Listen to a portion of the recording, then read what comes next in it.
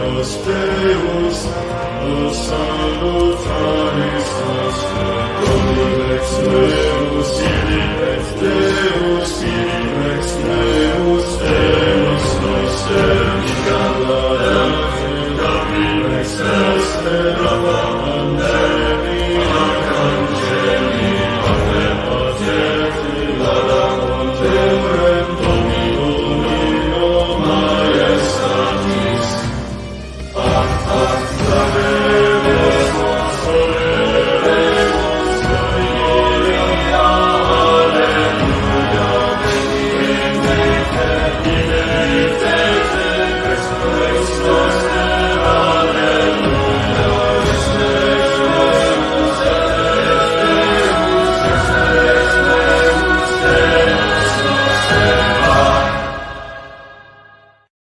Hey, how's everybody doing? I've been having a fantastic day. Wow, it's been last weekend. I don't think I had a stream last weekend. Did I have a stream the weekend before? It's been a while. Anyways, it's been a while. So, today, Saturday morning stream, obviously, this is later than usual. I've been having them at like 8 a.m., 8:30. Well, the previous commitment that I had at 10 a.m. has now, gone away. So from now on, it's going to be 9:30, 10 maybe, although I like to get done by noon. So, if I put it at 10, sometimes it runs over. So you guys have me all morning. As always, we're going to have a few different topics that we'll be covering in general, especially the Gooning controversy. For those who are, for those of you who are boomers, Gooning is in reference to the self-abuse, the sin of self-abuse. I just don't want the YouTube people to pick up on the bad word. I don't want them to pick up on it. So we're just going to be from now on. Actually, I'll be playing him through the stream. I'll just be referring to it as Gooning the whole time. So the Mike Winger Gooning controversy, and whether I'm a liar, I'm a big fat liar, because that's what Mike Winger said. Mike Winger said Christian B. Wagner, he's a liar. My enemies, they're all my enemies just came out in droves. My Protestant ones, at least, to defend Mike Winger on Gooning. Like they were legitimately like Reformed people and like Anglicans who have followed me for a while, like defending Mike Winger on this. There were even Catholics defending Mike Winger on this point. So I don't know what's up, what kind of backwards sort of week we're having. I never thought that Mike Winger would almost ratio me in defense of Gooning. I mean, it's comical at this point. And you're also going to see how the Alan Parr guy thinks that smoking crack is okay. I'm serious about this one, guys. I'm serious. Okay, he thinks that smoking. I don't know if I should. Where's Unionist Initiative when I need him? I need to ask him what things can I say on stream. Taking a pipe and putting some clear rocks in it. Getting the lighter and smoking it.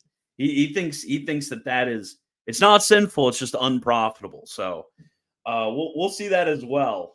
Thank you to Trent Horn for collecting these gems for us. Because these guys, it's funny because these guys are big time enemies of Catholicism. And I texted Christian Mario. I texted him, I'm like, hey, look, Mario, can you come back for one more Mike Winger parody, but on Gooning? And it seems like he's open to the idea. So we might get another parody from Mike Winger, this time on Gooning. But before we begin, remember, guys, I do have a Patreon, and I do post there unique streams. I talk about stuff I usually, wouldn't talk about in public because, it's whatever, kind of in more of a beginner stage of research. It's just something I don't think would be profitable. So I post those kind of streams on my Patreon. I also have a lot of stuff on my Patreon. I mean, you have basically 24/7 DM access to me. Please use wisely. What else do you have? Oh yeah, you have my annotated Thomas articles. where you can get a lot of the Sumo St. Thomas notes on it, my personal notes on it.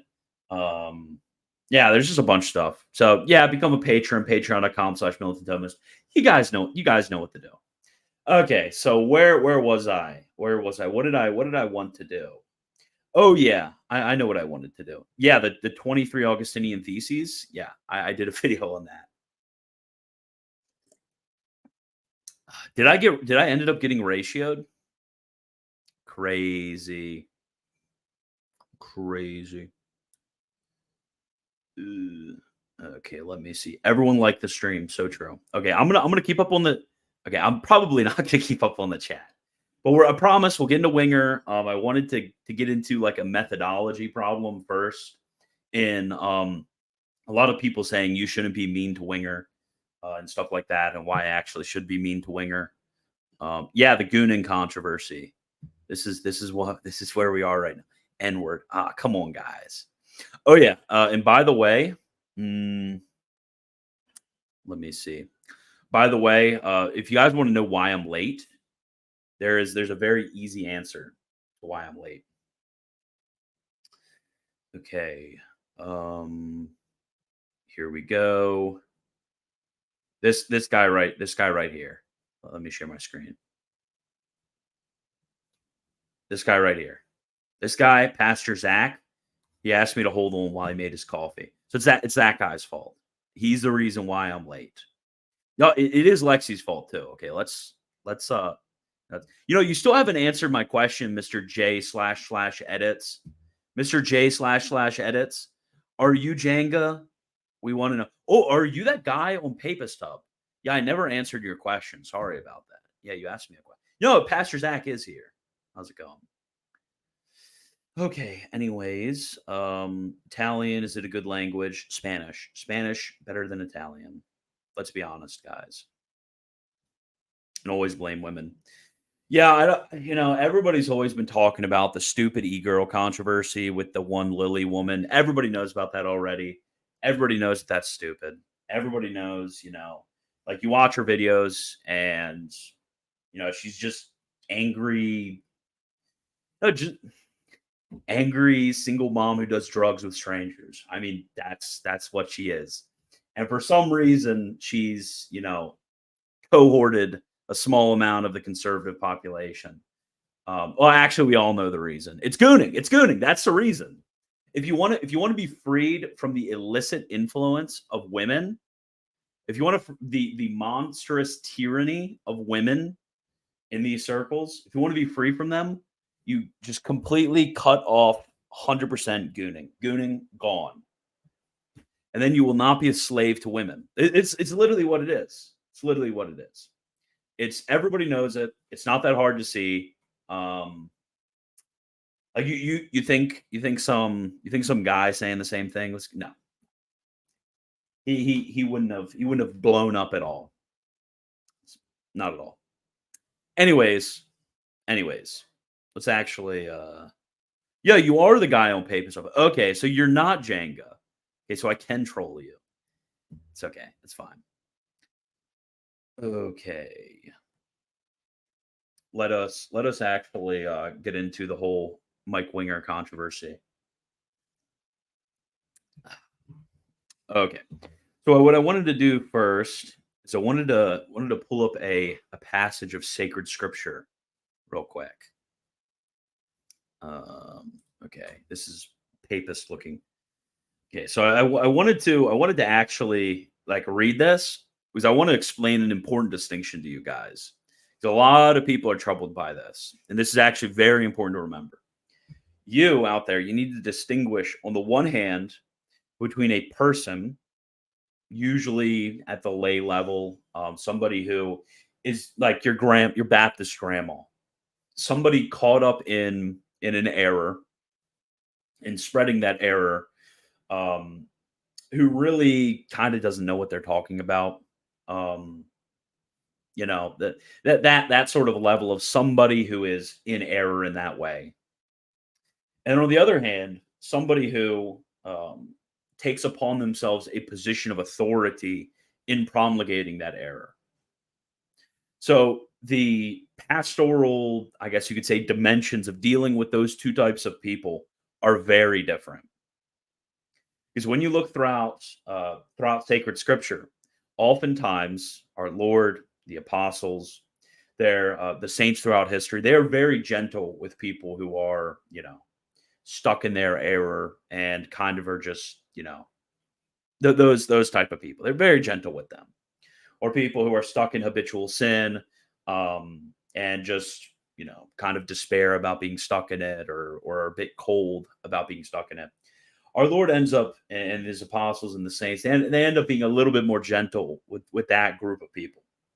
Now, on the other hand, when you have somebody taking a position of authority and you have somebody spreading that error, and you obviously see that this person is publicly influencing a lot of people, that people view them as an authority or following them into this error, the dynamic changes a lot. It changes a lot. When our Lord and his apostles and the saints interact with these type of people, then they actually are, harsh. And they use some very tough language. They use some very heated language. And that's acceptable. It's obviously acceptable. So, when I say certain things to Winger, or you can apply this to other figures, you have to keep this in mind. And I wanted to read you a passage of scripture, actually. And this is from 2 Peter 2. I'm going to use the good version of scripture. Now let's put that right there. Okay. So this is 2 Peter 2, the King James version. But there were false prophets also among the people, even as there shall be false teachers among you, who privily shall bring in damnable heresies, even denying the Lord that bought them, and bring upon them swift destruction. And many shall follow their pernicious ways, by reason of whom the way of truth shall be evil spoken of, or blasphemed. And through covetousness shall they with feigned words make merchandise of you, whose judgment now of a long time lingereth not, and their damnation slumbereth not. For if God spared not the angels that sinned, but cast them down to hell, and delivered them into chains of darkness, to be reserved unto judgment, and spared not the old world, but saved Noah, the eighth person, a preacher of righteousness, bringing in the flood upon the world of the ungodly, and turned the cities of Sodom and Gomorrah into ashes, condemned them with an overthrow, making them an example unto those that after should live ungodly, and delivered just Lot, vexed with the filthy conversation of the wicked. For that righteous man dwelleth among them, and seeing and hearing vexed his righteous soul from day to day with their unlawful deeds. The Lord knoweth how to deliver the ungodly out of temptations, and to reserve the unjust unto the day of judgment to be punished. But chiefly them that walk after the flesh in the lust of uncleanness, and despise government. Presumptuous are they, self-willed. They are not afraid to speak evil of dignities. Whereas angels, which are greater in power and might, bring not railing accusation against them before the Lord. And these, as natural brute beasts, made to be taken and destroyed, speak evil of the things that they understand not, and shall utterly perish in their own corruption, and shall receive the reward of unrighteousness, as they that count it pleasure to riot in the daytime. Spots they are and blemishes, sporting themselves with their own deceivings, while they feast with you, having eyes full of adultery, and that cannot cease from sin, beguiling unstable souls, and heart they have exercised with covetous practices, cursed children, which have forsaken the right way, and are gone astray, following the way of Balaam the son of Besor, who loved the wages of unrighteousness, and was rebuked for his iniquity. The dumb ass, speaking with man's voice, forbade the madness of the prophet. These are wells without water, clouds that are carried with a tempest, to whom the mist of darkness is reserved forever. For when they speak great swelling words of vanity, they allure through the lusts of the flesh, through much wantonness, those that were clean escaped from them who live in error. While they promise them liberty, they themselves are the servants of corruption. For of whom a man is overcome, of the same is he brought into bondage. For if after they have escaped the pollutions of the world through the knowledge of the Lord and Savior Jesus Christ, they are again entangled therein and overcome, the latter end is worse with them than the beginning. For it had been bitter for them not to have known the way of, it would have been better for them not to have known the way of righteousness than after they had known it, to turn from the holy commandment delivered unto them. But it has happened unto them according to the true proverb, the dog is turned to its own vomit again, and the sow that was washed to her wallowing in the mire. So yeah, this is the type of ways, and you see this with our Lord in the Gospels. You also see basically the same idea in Jude. I actually was thinking about using Jude because he has something interesting to say about reprobation. I want to go on a tangent on that, but I decided not to. But when it comes to people who are doing these things and teaching themselves and teaching and placing themselves as a public authority, they get treated much differently than your sort of average layman who are stuck in these errors. So now what I wanted to do is I actually wanted to go, because everybody, all of these people who are opposing me were saying that I never watched these videos. I selectively misedited them. Both Trent Horn and I are a bunch of liars. That's what they said. So let's actually go and look to see what Mike Winger says about Gooning. Let's see it. Let's see it.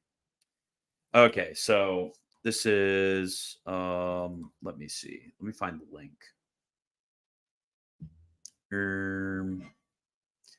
Oh, bro. Okay. Mike Winger. Okay. Bam, bam, bam. Okay. Oh, yeah. Somebody made a flow chart too. An Anglican defending Mike Winger made a flow chart. So, I'll keep that up too. I'll keep the flow chart up. Dang, I cannot find this link, guys. Chat, am I cooked? I can't find the link. Okay. Okay, here we go. 23 minutes into this video, right? Let's go. Kind of has the sweet. No, I won't. Yeah, I won't make it. I won't troll them. I won't troll them. Okay. Let's share my screen. 20 questions with Pastor Mike. Okay, let's see. Let's see what Mr. Winger has to say. Okay. Quote mine forgery. Wagner, you keep misrepresenting what he said by showing exactly what he said. So I'm gonna do a deep dive. We have the flow chart from the Anglican who thinks Gooning. we have the flow chart. We got we have everything. We're gonna do our deep dive into Gooning, guys. Okay. I will keep this on. I can't stand to listen to him on normal speed. Okay, I'll do 1.5. Okay, guys. So if you're listening and you're listening to me on 2x speed afterwards, you gotta slow it back down to 1. Okay, let's listen. All right, Arvin Marlowe has a question and says, "What does the Bible teach?" And by the rip Arvin. Wait, here's rip Arvin Marlowe. Yeah, Arvin Marlowe. If you're listening, no gooning. Okay, no gooning. A quick alert: if you're a parent, you've got like a young kid watching, you may want to pause this video. You may want to change the video if you have to, or move your kid out of the room for a minute, because this is going to be an adult question. All right, Arvin Marlowe asks, what does the Bible teach on masturbation? And I haven't done like a real thorough teaching on this topic. I've had it yeah, thank God, asked many times, but let me give you my thinking on this. The Bible doesn't directly, in my opinion, doesn't directly address masturbation anywhere. I don't know of any place where it's directly addressed. And so that's why the question's there. It's like, well, what about this? Like, I read the scripture, I don't see a direct addressing of the issue. Now, that doesn't mean that the Bible leaves us in the dark. What it might mean, and I'm going to throw out a theory here, what it might mean. He's going to throw it. Okay, so he's only throwing out a theory, guys. Okay, so right here, let's start out. This is so, okay. I'm a big misrepresenter and liar of my about Mike Winger, because he's just throwing out a theory, guys. He's just cooking. He's just like, let this man cook, okay? Just let him cook. He's just throwing out a theory, okay? Okay, let's find out what this guy's theory is. His hypothesis, if you may, about gooning, okay? Let's listen to his theory. He just said it was a theory, guys. He just said it was a theory. Is that the issue is complicated, it's in the dark. what it might mean, and I'm going to throw out a theory here. What it might mean is that the issue is complicated, and so I'm going to be honest here, a straight yes or no answer, a straight sin or not sin answer is inadequate. Boom! Wait, what was that? What was that, Mr. Winger? What was that? A straight yes or no answer is inadequate. A sin or not sin answer is inadequate. No, if you can't look at the camera right now, I want everybody in the chat. Gooning is a sin. Okay? Gooning is a sin. That's a straight yes answer. Now, as Trent Horn pointed out correctly, and the Magisterium is reflected on this, and well, when I talk about the Magisterium is reflected on this is like an ancient, teaching on ethics. Like St. Thomas writes about this, even when he's writing about moral theology, is there could be cases where there's reduced culpability. A lot of times young people aren't taught about this, aren't properly disposed to, not doing that. And sometimes they do it out of ignorance. Now, if somebody's doing it out of ignorance, it's possible that, they lack culpability for their action. But the point is the act at least material? Is it grave matter? That's the question. Is it an act which is against, is it something against a divine command? That's the question. Mike Winger says, we say yes. Gooning, out of here. Gooning's a sin. Yeah, real guys. Gooning's a sin. Gooning's a sin. Gooning's a sin. All of them, gooning is a sin. Against a precept, precept of divine and natural law. That's what we say. Mike Winger says, it's my theory. I'm cooking up a theory, bro. Yeah, bro is the new Einstein, cooking up a theory. He's cooking up a theory, and his theory is that maybe Gooning's not that bad, guys. That's literally his theory. His theory is like, oh, okay, maybe sometimes, in some cases it might be okay. I wouldn't condemn any. That's what he says later in the video. We'll see it. I wouldn't condemn anybody for it. I wouldn't, I would tell them, make sure you're not lusting. Make sure you're moderating. That comes from his second point, by the way. When I said in moderation, he literally brings up the term moderation. This is Mike Winter. I can't help that he looks like that. It's crazy. He has a striking resemblance to the meme. I don't mean to take it there, but he does have a striking resemblance to the meme. Anyways, let's actually continue on Mr. Winger's theory right here. I'm going to be honest here. A straight yes or no answer, a straight sin or not sin answer is inadequate. Because the issue is complicated. So what does the Bible? What the Bible does address in detail are issues that are related, that touch on the issue that we're talking about today, issues that end up influencing our attitudes about masturbation. And so let me talk about some of the issues that are related. So one of them is lust, right? One of them is self-pleasure and self-seeking, like being given over to carnal focused motivations. Right? That's the moderation point right there. So I'll explain them in more detail, but those are a couple of the issues. And another one is going to be marital fidelity. I'm going to talk about that too. That's really going to apply more to married couples, but it will apply to single couples in a different fashion. Okay, so the issue of lust. Most people will probably say that they don't know how to separate masturbation from the issue of lust. And if that's the case, then it's a no-go, right? I know I'm being super plain here. I'm being very straight with you guys on this issue, but I think I don't know how else to talk about it except being really, really plain. So the issue of lust, if there's a lust boundary being crossed, then do not cross that boundary, regardless of what behavior you're doing while you cross it. Okay, and I think that deals with a lot of the issue going on today. In fact, I would say that there are those who feel like they struggle with masturbation. What they really struggle with is lust, and they start the whole lust process early on when they start seeing images that they like. Maybe they didn't ask for those images to be put in front of them, but they just kind of saw them around, or ideas, and then they go and they start searching for them on the internet. And the issue of sin has already been going on for like an hour or 20 minutes or 3 days or whatever before the masturbation takes place. And when you focus on masturbation as the sin, you actually get your target off. You need to focus on lust, uncontrolled lust, yielding to lust. That's the sin issue that we got to deal with and fight. And I think that will give people clarity who are struggling with that. That's the lust issue. So as much as lust overlaps, now hypothetically, let's say that masturbation could take place with no lust being involved. Okay, well let's just say it passes the lust issue. Okay, hypothetically. Okay. So what he said here is basically the issue with the act of gooning. It's not about gooning, guys. It's actually about, acts of lust. It says hypothetically, if you can separate the two, then gooning is okay. And what he's going to say at the end when he concludes this, because he's not going to make a judgment right here. He's just going to set the principle right here. But at the end, he's going to say, well, because of this, because of the possibility, not going to condemn people, and I'm open to it. I'm open to it. Somebody wants to do it for relaxation purposes. That's what he says, relaxation purposes. Come on. Relaxation purposes. Okay, so this is first principle.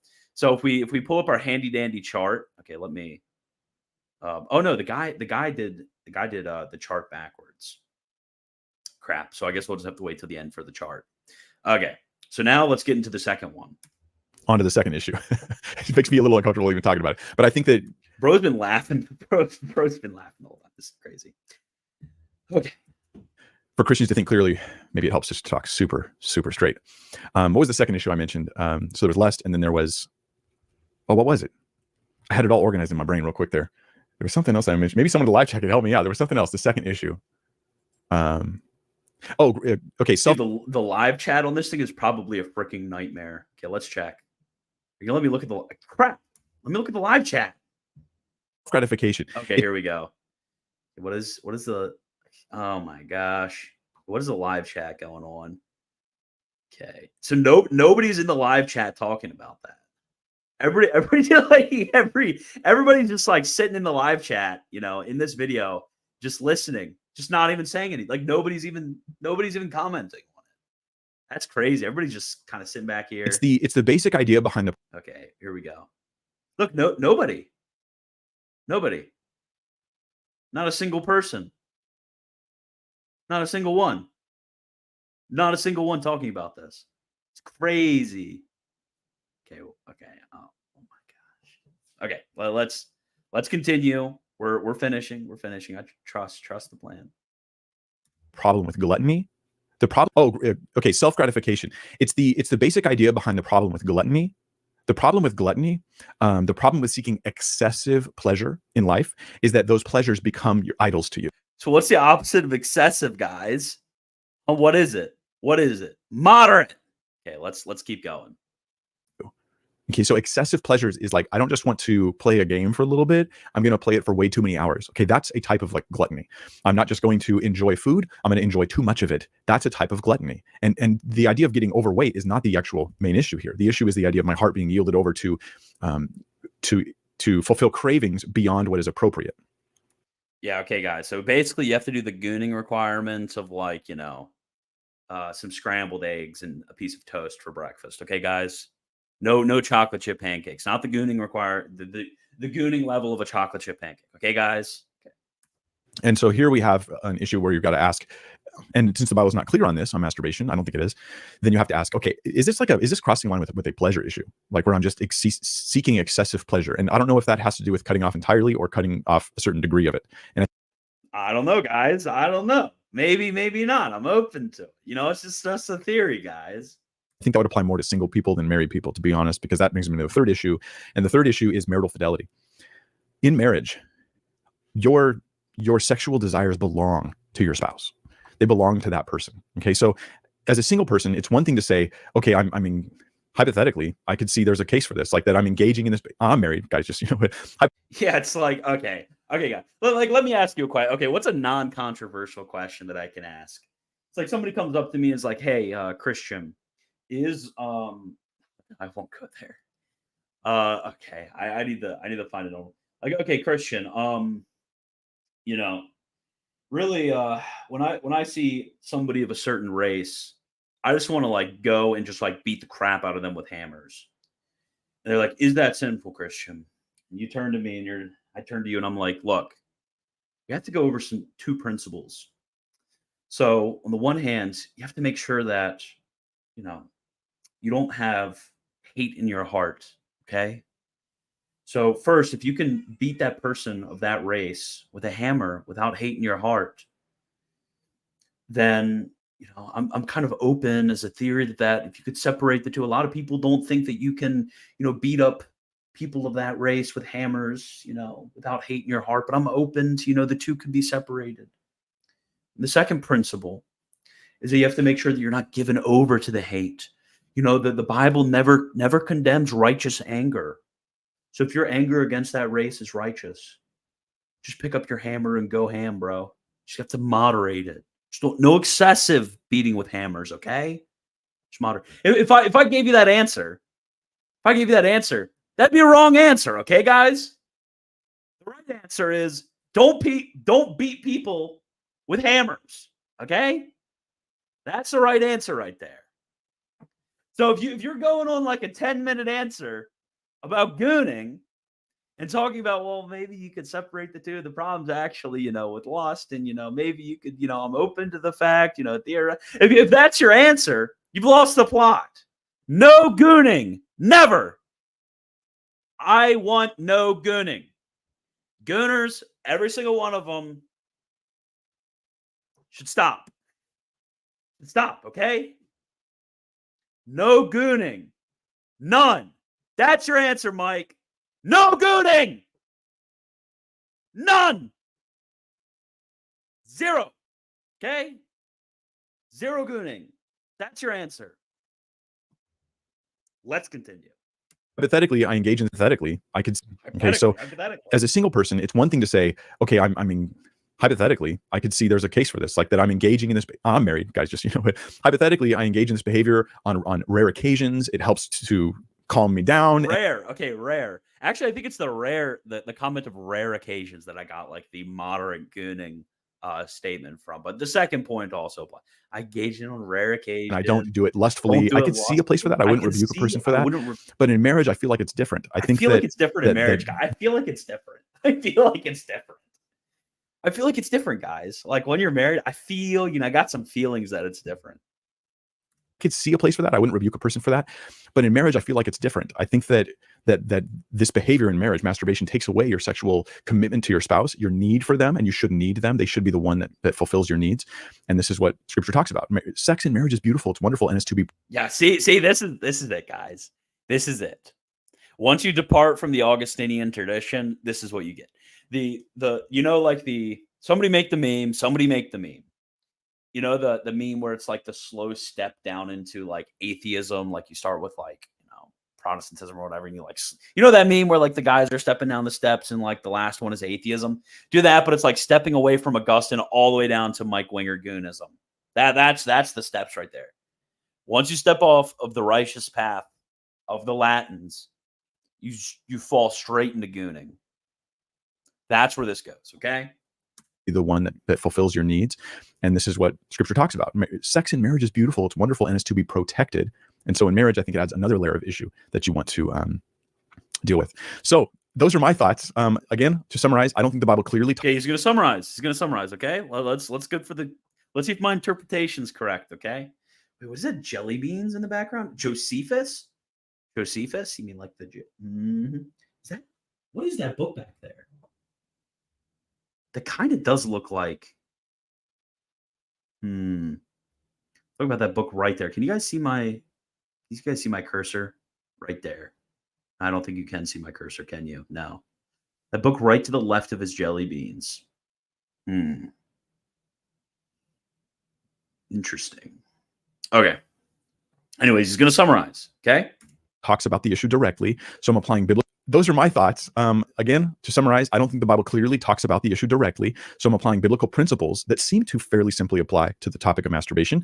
And I am open to the idea that there can be, among single people, a degree of masturbation that is not sinful. Out of context, bro. It's out of guys. Trust the plans. It's out of context. Wagnerstein, why did you take this out of context, Goy? Why did you take this out of context?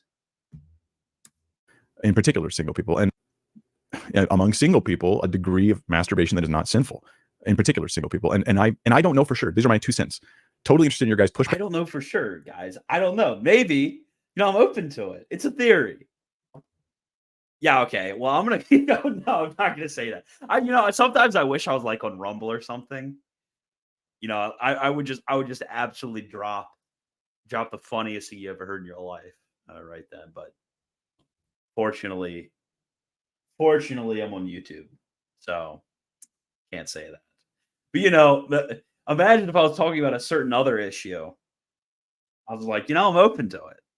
It's a theory. Like theoretically, I'm open to it. It's it's something maybe, I wouldn't rebuke a person. I wouldn't rebuke a person. I want to see what Mike Winger says about, certain whether speculations about certain historical facts of the 20th century, whether those are sinful or not. I'm actually curious whether he would instantly condemn that as intrinsically sinful and then try to defend Gooning. I'm really quite curious about that. No, I think it happened, by the way. I think it happened. The 20th century event. I think it happened. Okay. I'm just curious whether I'm curious what he would say. I'm curious what Mr. Winger would say. Yeah, it's uncharitable for you to show your audience his own video. So true. And okay, so why didn't this is what I'm so curious about. Okay, it would have been, and this really shows. Now I was right. Because the easiest thing in the world for this man to do would have been to say, "You guys misinterpreted me. Gooning is sinful." That is all he had to say. Gooning is sinful. Just one tweet. Gooning is sinful. That's all Mike Winger had to say. All he had to say was that one little sentence. 3 words. Gooning is sinful. That's all he had to say. He could have easily defended himself. That would have been a very easy defense. If somebody is misinterpreting you, you just say, okay, this is what I meant. I meant to say Gooning is sinful. That's not what he said. And he went on to these long, rambling replies to my tweets about how Trentstein and Hornstein and you are misinterpreting me. Going on these long, replies to my tweets on this. You actually need to watch the original context. You deceptively edited my clips. One of these long comments about this. You know what would have been great, Mr. Winger? If rather than typing these long, really slanderous comments against me about how I'm lying, apparently, what would have been great is if you just said Gooning is sinful, and then we would have all left you alone, and this wouldn't have been a thing at all. I would have said, look, seems like he said that, but if the man says it, the man says it. So, whatever, I'll take it down. I'm glad that Winger is anti-Gooning. That's what I would have done. Okay? That's what I would have done. But no, he had to make it a thing by accusing me of lying, of slander, of deception, and of all these things. But all he had to say is Gooning is bad.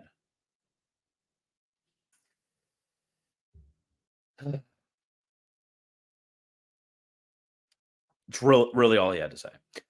And don't tell me you didn't have the time for it.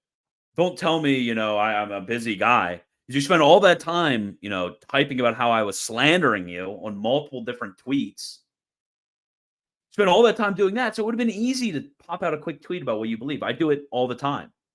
You could do it, sit and do it in 5 minutes. So don't pretend like you aren't completely compromised on this issue. And, let's say that I am wrong. And, he doesn't think it's okay in moderation. He just doesn't think that it's materially or intrinsically evil. That's all he was saying. And that his second point, let's just pretend that doesn't exist. And let's pretend other choice comments of his doesn't exist. Let's pretend those don't exist, okay? He's still completely compromised on this issue. Completely compromised. Because he still thinks that when it comes to libido, which is technical Latin term for let's say sexual pleasure, he still thinks that can be moderated in fallen man in such a way as to, when gooning, not be overcome by it. Okay? And therefore one could use that for other licit ends like relaxation. And this is just what happens when you stray from the Augustinian path. That's just what happens. Yeah, so true. So true. Oh no, not the Franco. Okay, yeah, Franco read a copy pasta, and it was. I can't play that on stream. I can't do it. That'd be too bad. That I like. I like Franco. I like Franco. Why are you still saying gooning if you can say masturbation on YouTube without getting banned? I did realize that like really quickly. I was like, okay, I'm just gonna say gooning because I don't want to. And then I'm like, wait, Mike's whole stream he uses it. Then I thought, gooning. It just makes me less uncomfortable to say the word gooning, just because I hate, I'm such like a rigid, Thomist. I'm such a, I'm a anti-sex papist. I'm an absolute incel to such a high degree that I can't even say the word. Can't even say the word. So, I'm joking, guys, by the way. I'm joking. Yeah, if I don't say that I'm joking, somebody's gonna be tweeting about this later. Okay. Let us now go to we're done that segment, unless there's anything else you guys would like me to cover. Now I'll get to questions, all those super chats and everything like that. Oh wait, we forgot to go over the okay, so before that, you guys ask questions, whatever, blah blah blah, you know what to do. The Anglican defending the gooning. Okay, this guy, miserable offenders. Anglican, but ANQLICAN. You've slandered a good man. You slandered a good man. Okay, this is flowchart of gooning. Okay, guys. Okay, let's start the flowchart. Okay, let's start the flowchart of gooning. Okay, start. This is the flowchart according to Mike Winger. Okay, married. Okay, yes, I am married. Is it a faithful expression of fidelity to your spouse's ownership of your body and sexual desire? No? Okay, sin. Yes. So so this guy, the Anglican guy, thinks that gooning in marriage. Okay, so there's a distinction amongst the Wingerites gooners, okay? So some of the Wingerite gooners think that gooning could possibly be okay in marriage. Other ones think it can't be, okay? So Winger, he stands firm. He stands strong against gooning in marriage. He's strongly against it. But some of these guys, like this Anglican fellow, Mr. Miserable Offender, which it's actually from the Book of Common Prayer, by the way. So this guy thinks that gooning is possibility in marriage, okay? Okay, so let's get this straight. Okay, married.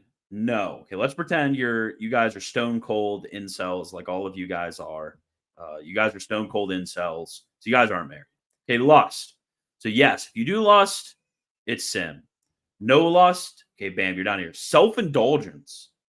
Okay, so like, are you moderate with it? Like, are you moderation with this enjoyment? You're just doing it for some like relaxation, some chilling. Okay, so no self-indulgence. Okay, you didn't go down there. Yes, self-indulgence, sinful. Okay, so no self-indulgence. Unknown scenarios. I didn't know what this one was supposed to mean, the unknown scenarios. But I don't know what unknown scenario is gonna be. So not sin. All caps, guys. All caps. I wish so bad. I wish so bad. So bad. I wish that likes were public. I so bad wish likes were public. I'm so mad they're not public anymore. Dang it, Elon Musk. Okay, let's look at the quote tweets on this. Okay, no reposts. The Gooner chart. Okay, we got the Gooner chart going. Start sin. Yo, oh my God. This goes hard. Schizo Catholic. This deserves your retweets right there. Okay. This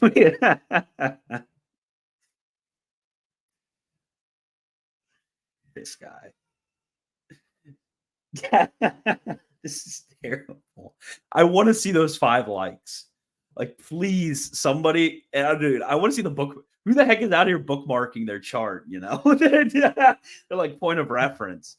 Like, it's gooning. I need my point of reference right here for whether this instance of gooning is sinful. So I need to bookmark my chart. But who are the 5 likes? Who are the mysterious 5 likes for the Gooner chart? Oh my God. If you guys have anything else ridiculous that you would like me to look at from the whole Gooning controversy, I am more than welcome to pull up. This is your guys' chance. So I will. I guess I'll. If you want to DM me on Twitter, if you want to, if you want to comment it here, if you want to DM me on, whatever.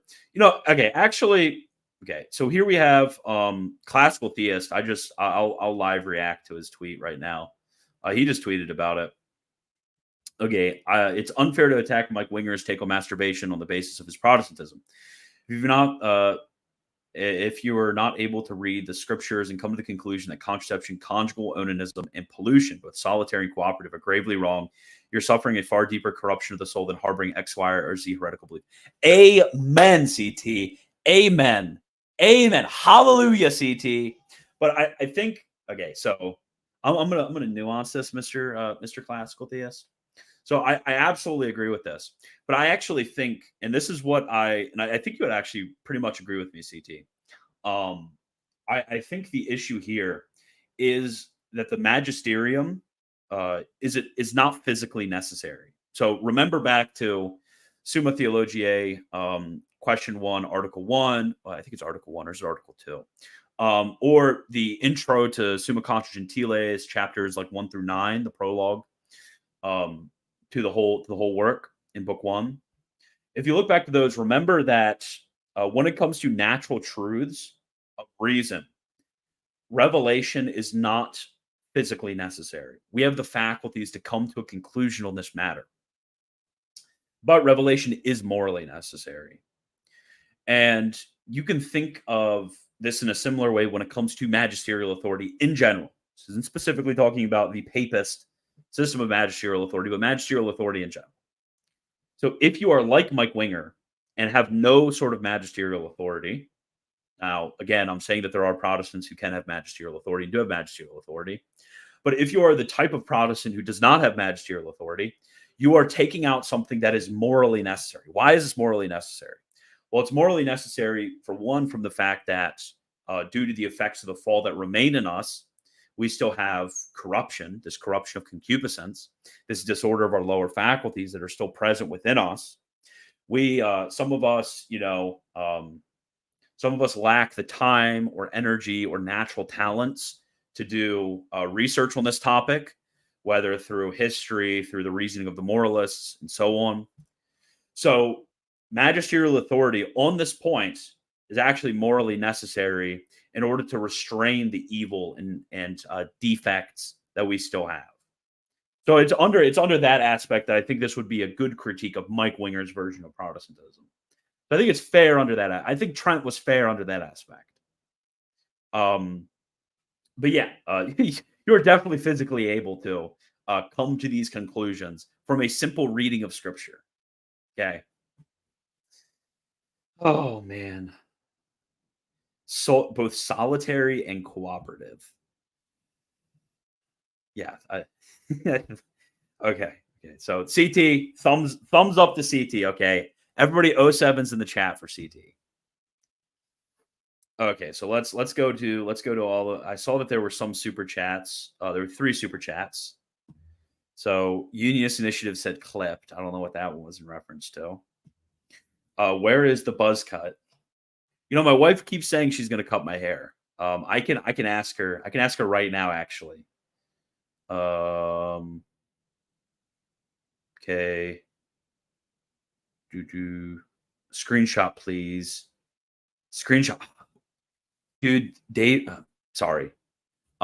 Christian Mario is out here texting me. Oh, yo, my dad texted me. Yo, let's go. Okay. Anyways, what was I looking for? Chat. What was I looking for? Oh, yeah, my wife. My wife. Okay, let me text her.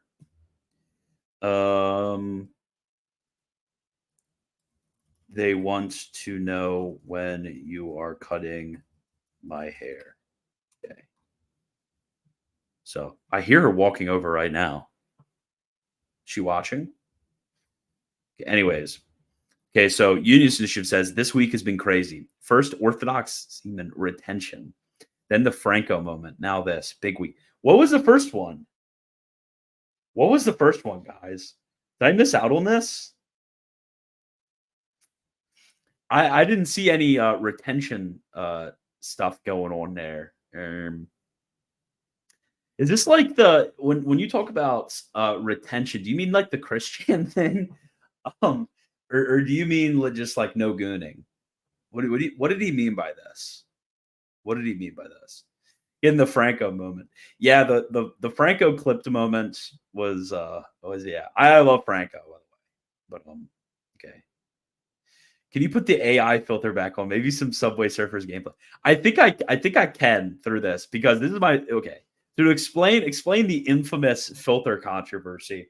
I was asking Unionist Initiative. I'm like, look, beforehand I used iMovie in order to edit my videos. I was like, look, this isn't working. Like, is there a better thing that I can use? And he recommended one to me. And then there was a section where it's like, okay, bring up your quality to like HD or Ultra HD. And I was like, okay, well, my recording quality wasn't that great. Long story. My recording quality wasn't that great, so I'm like, okay, let's bring this baby up to Ultra HD. Like the quality on this video is going to be amazing. So I clicked it, did it, and it filtered, blah blah blah blah blah, and that's what came out. And I didn't think much of it. Then I posted it. And what I do is I post it as unlisted. I'm like, hey, UI, can you blah, blah, check it out. He's like, the filter is a little bit jarring. That's what he told me. The filter is a little bit jarring. I was like, what? The filter is a little bit jarring. Okay, I guess it's not that huge of a deal. And then I post it, and it's going live. And I look in the chat, and everybody's just clowning on me for it. I'm like, dang it, this is terrible. This is horrible. Okay, but I think I can actually put a filter on. Let me see. Through StreamYard. I think StreamYard allows this. If I wanted to. Yeah, I'll have to figure it out some other time. Yeah, I can't see how to do it. Oh, here we go. There we go. We can put our little patron banner down there. If you're not a patron, you're cringe. Okay, so did anybody answer the Unionist Initiative what the heck was going on question thing? Okay, let me see.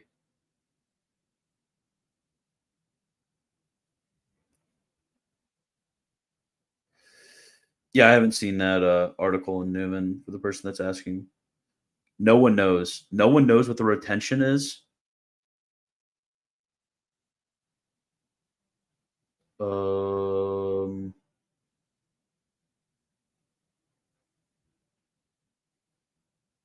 He's making a new thumbnail and title for this. Oh no. Oh no. This is going to be terrible. It's going to be terrible. Should we re-upload this though? I think we should. Okay. What do we got going on here?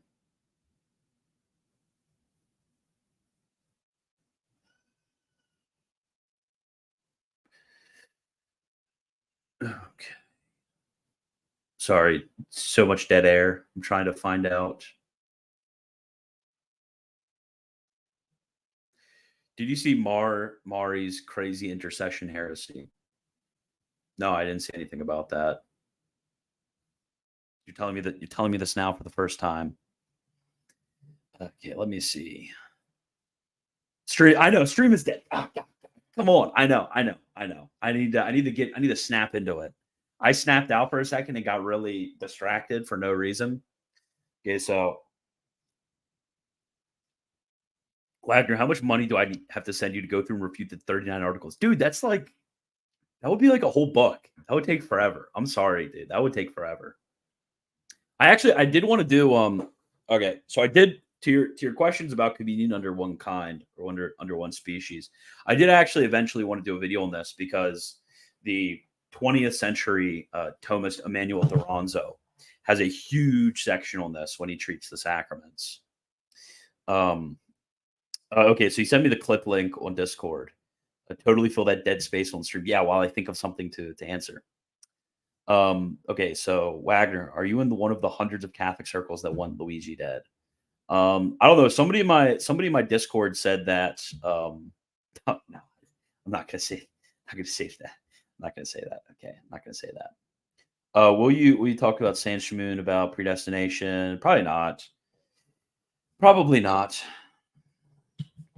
I mean, if he was like, "Hey, Christian, I'm going to invite you on for this," then I would. Okay, so let me see. Mari heresy clip. Let me bring this up. Okay, I'm sharing my screen. Call into Catholic Answers. You guys always want me to, but they're never streaming at like 10:30 in the morning. There we go. Okay, so why do I need a saint to take me to Jesus? Well, you can, but not always. For one simple fact, for as long as we live in the flesh, we sin. And the moment we sin, we are dead spiritually, totally separated from God. When I sin, I cannot go to Jesus Christ directly because that sin separated me from him. So I need someone else's who is very close to him, a saint living in paradise who cannot sin anymore. Therefore, he is truly living. Who is the dead? Me. Because as long as I'm in the flesh, I am susceptible to making mistakes. And whenever I make a mistake, I am dead spiritually. And what is the spiritual death? The total separation from God.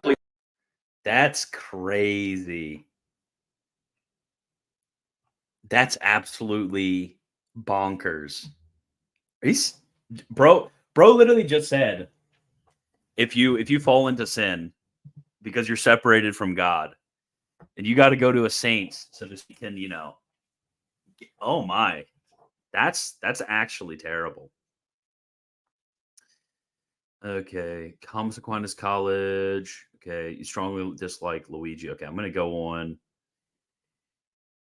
Okay, so Christian, how do you answer the John Paul II on Filioque objection? Which one are you talking about? The ITC document, or is it ITC, or is it the dicastery on like the ecumenical dicastery? Is that the one you're talking about?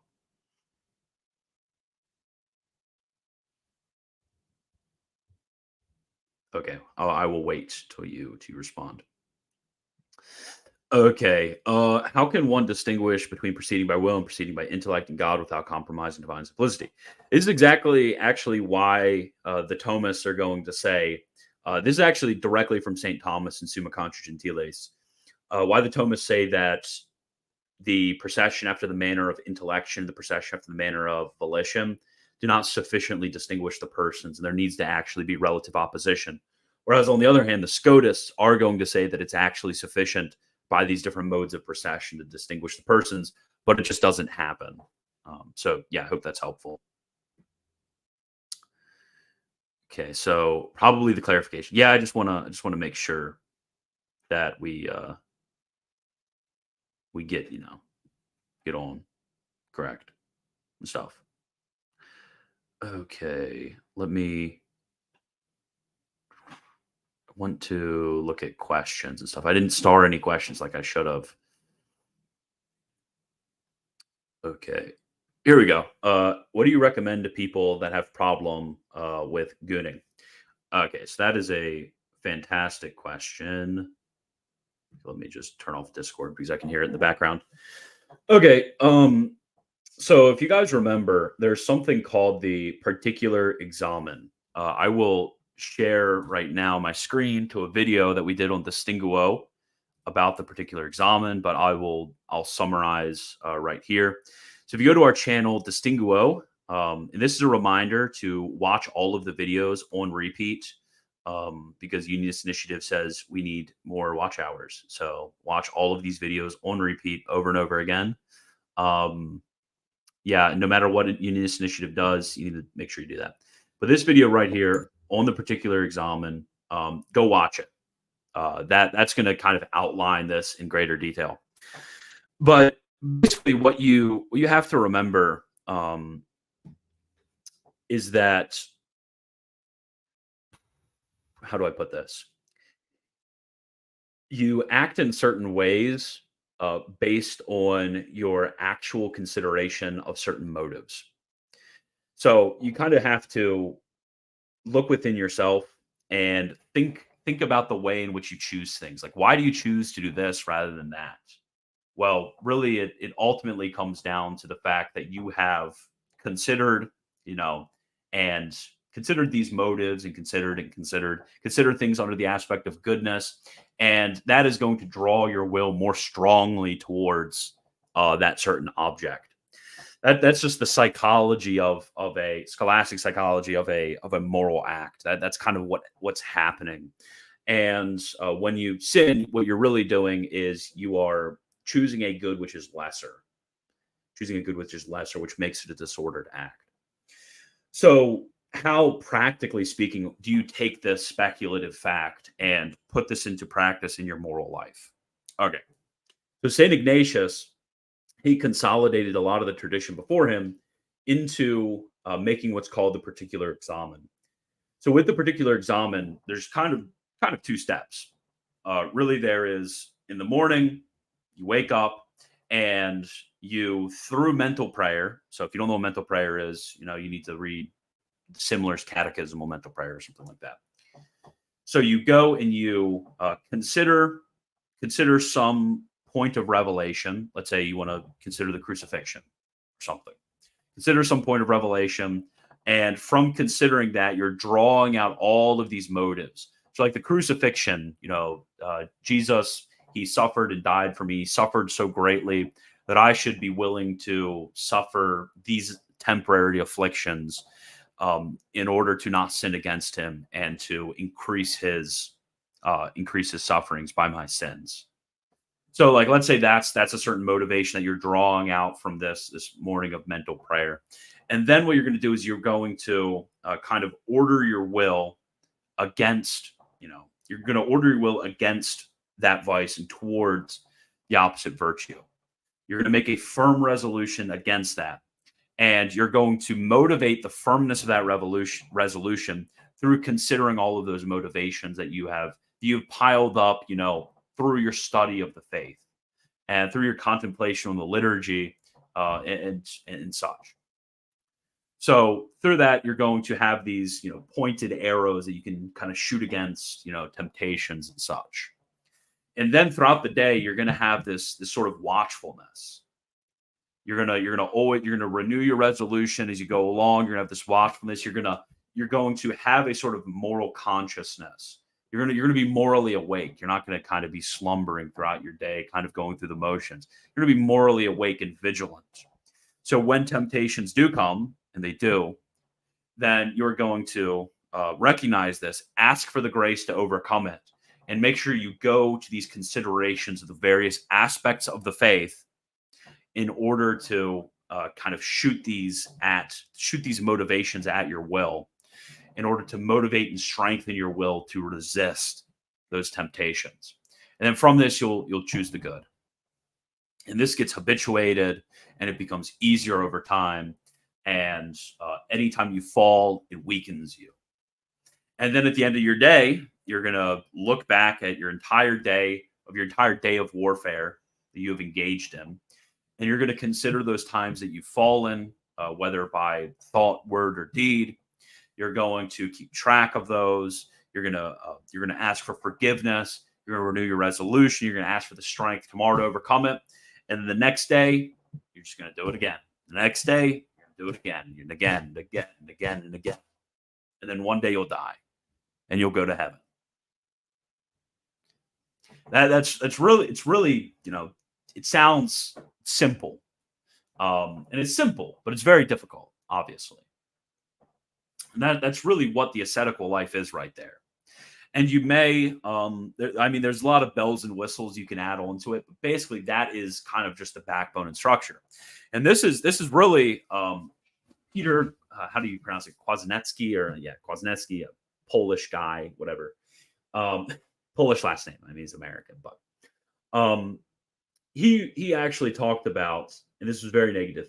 he talked about against Saint Ignatius and the sort of mental prayer function of the Christian life, and he was opposing that as something which was a bad development. We actually need to go back to the liturgy as the center. But really, the liturgy itself and what is presented in the liturgy is not merely something which is going to be for speculative considerations. Of course, it is for speculative considerations, absolutely. But the liturgy is providing you with certain truths that are meant to motivate your will and is meant to direct your affections towards, overcoming whatever habitual vices you have and strengthening those virtues that you need. I mean, this is all what the liturgy is for. It's presenting something to you for your consideration in order to direct yourself. We could also talk about the way in which the affections play into this. And this is a very complicated topic. And I've caught flack for it because really what we have to recognize is we have to be very prudent about how we use our affections, because the affections, they're said to decrease the voluntariness of a certain act. So, actually, I won't even get into the affection stuff. If you want to know more about the affection stuff, I think I did a video you can look at. If you look at my name and you look at the passions, scholastic answers. Yeah, you can just look at, let me see. Mike Winger's Decrepit Soul. Dude, Unionist Initiative. That's kind of crazy. The Passions in the Moral Life. Yeah, I did a video. It's called The Passions in the Moral Life. If you look at that, man, it's kind of hard. I mean, yeah, okay. I was just mentioning earlier about how we can and should treat, people who are teaching falsehood like this or somehow compromising like this in this manner. But that's kind of a little bit, spicy for a title, Mr. Unionist Initiative.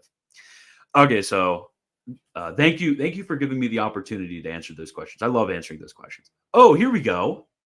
Mr. Eamon Clark. We love Mr. Eamon Clark. Yes. Okay, so here we go. Eamon, he's amazing. He's back on Twitter. So what's your ad again? I forgot your ad, Eamon, but I'll send people that way. This man is the expert. This man is an expert on the issues of orifices. He's top-notch, world-class expert on it. Okay, so 6 commandment issues: cold shower, fasting, hard manual labor, exercise, good masculine friendships, laughter, removing the occasion as much as reasonably possible, prayer, confession, custody of the senses, especially the eyes, waking up early, going to bed very tired, accountability system of some kind, and the things that a Christian are saying. Also, immediate physically discomfort, chase away temptations, just exhale, don't breathe in. You will not be thinking about the ladies for much longer because you'll want to breathe. All of those things, guys. All of those things. And I could give you the theological explanation for why these acts of penance and the sort of changing of the direction of our considerations is important, but it doesn't matter. I mean, I gotta tell people what I used to tell people before I wanted to go into this, and to this might be simpler advice. I used to tell people literally just sleep on the floor. Guys, just sleep on the floor. If you're sleeping on the floor, you're not going to goon. Like, let's be honest. Like that's the best advice. If you are sleeping on a cold hardwood floor, with your thin little blanket, thinnest possible blanket you can find, you're not going to. Like, let's be honest, you're just not going to. The occasion, and this is what actually Solid Virtue by Father Belisius, he makes this point about waking up early, which Eamon said. He's like, well, waking up early, staying in bed for long periods of time, whether to go to sleep or whether to wake up, that's merely an occasion for sin. That's an occasion for sin. Don't do that. So, I mean, if you're sleeping on the floor, like, you got nothing. Sleep on the floor, guys. It's not that hard. Oh, but I'll be tired. I won't sleep well. Oh, I won't sleep well. I'll be tired. Well, yeah, who cares? You'll stop gooning. Yeah, that's what you want to do. Like, how much do you want it? Okay.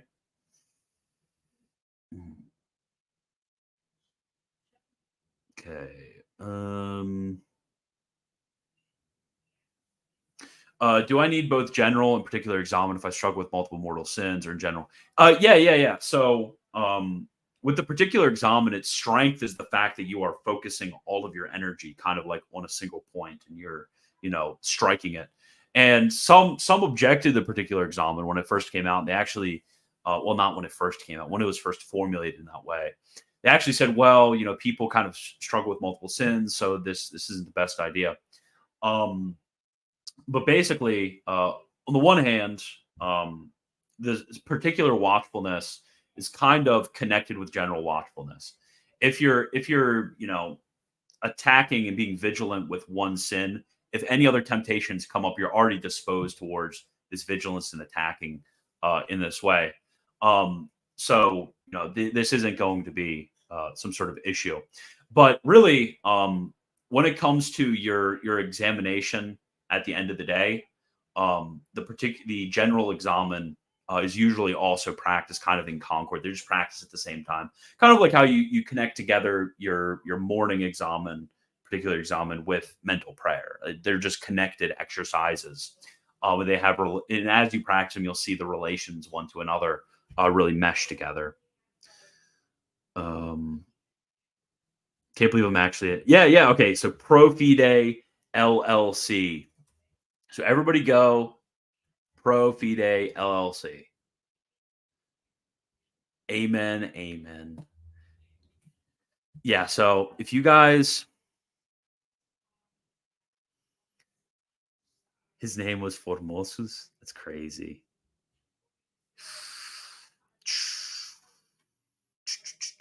There's no way the TLM document's going to come out.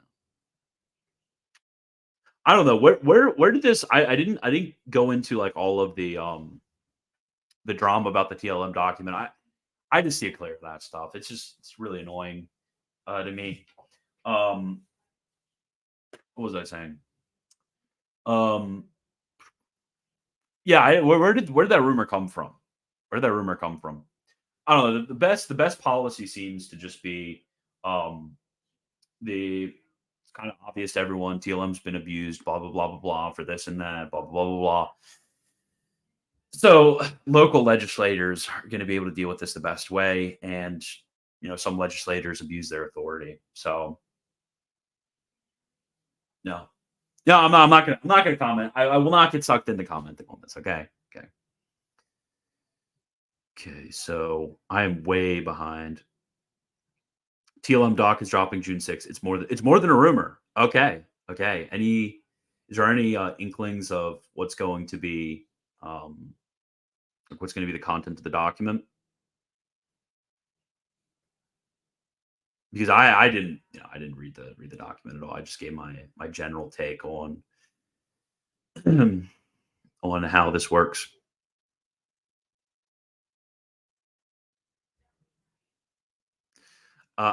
Christian, I have to know, in what comment section did Luigi call you a glutton?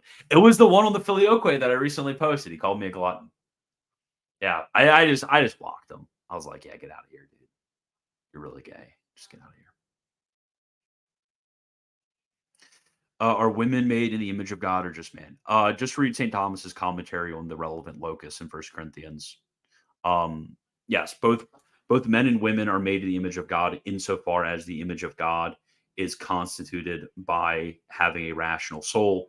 And then men can be said to be in the image of God and women in the image of man, in the sense that men exceed when it comes to rationality. It's not an either or sort of question. This is what when the fathers talk about how women are not the image of God, this is what they mean. That's all they mean by that. They're just using the language of St. Paul in 1 Corinthians. Okay. Let me see. Bye bye TLM and hello guitar masses. Bass. I'm joking, guys.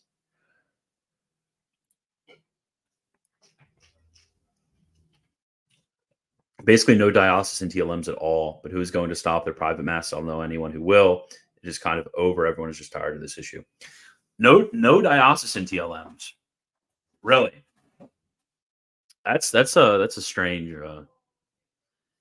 That is, CT. I talked to CT, made a good point when I was talking to him about it. It's like, yeah, a lot of us wanted to say, TLM has been abused by this and that, and kind of like there's relevant reasons for making the liturgical rules. But CT did make a good point and said that, well, diocesan, if you wanted to overcome the rad tradism, whatever that's supposed to mean, then diocesan TLMs are the last places you're going to want to attack. So, I mean, I thought that was a fair point, just because diocesan TLM members usually end up being the most normie and are usually the ones who are most comfortable with going to the Novus Ordo, for example. So yeah, that was a good point. That was a point fairly taken. Okay. Let me see. I mean, to be fair, I do. Okay, so the best. I forgot to tell you guys about this. So while I was gone, I was in around the Hendersonville area in North Carolina, out in the west, and there was this random little church, this tiny little church in Tryon, North Carolina, called St. John the Baptist. Just random church in the Diocese of Charlotte. And I just happened to go there for their Sunday morning mass, and it was the best mass I've ever been to. It was a Novus Ordo. It was the best mass that I've ever been to. Like, the only thing is, like, oh, it would have been cool if they would have been ad orientem. Like, that was kind of the only little thing.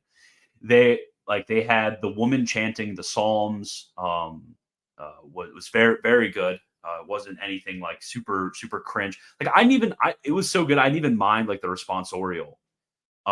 It was very, austere. They had an austerity to it. It was in a little like mountain chapel with like probably 50 people there. There's like nobody here. It was like middle of the freaking mountains. Everybody was like chanting, like everybody, this like random mountain parish were like chanting like the Glory in Chelsea's Deo. They had all the commons in Latin. Everybody there like knew how to chant the Latin parts of the mass. It was glorious. It was beautiful. This is exactly how I would like a mass to be. Propers in vernacular, basically rest in Latin. Everybody there actually knows what they're saying when they are interacting with the Latin text.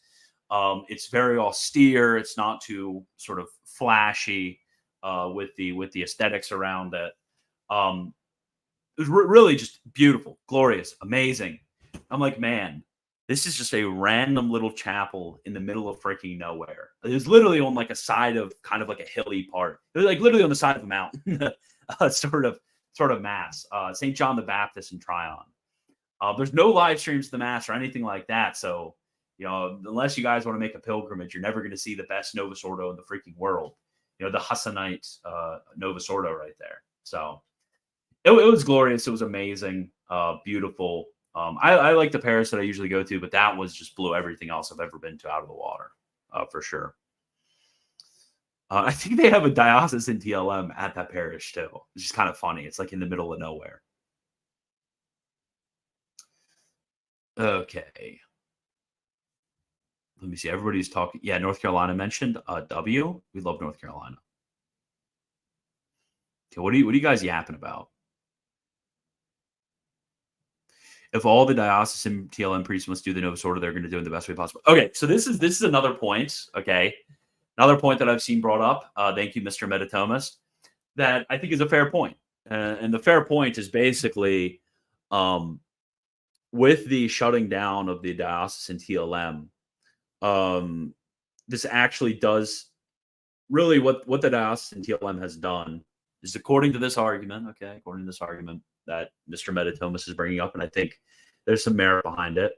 What it has done is it's kind of removed the very good influence that these laymen and that those priests could have on the way in which the Novus Ordo is celebrated.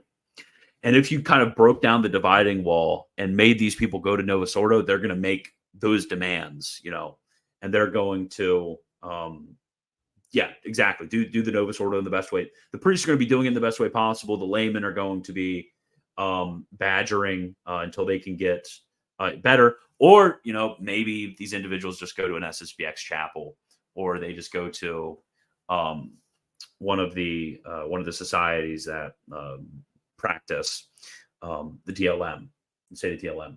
So I think I actually think the whole argument from the fact that we're kind of the ghettoizing that's been going on is actually hurting our ability to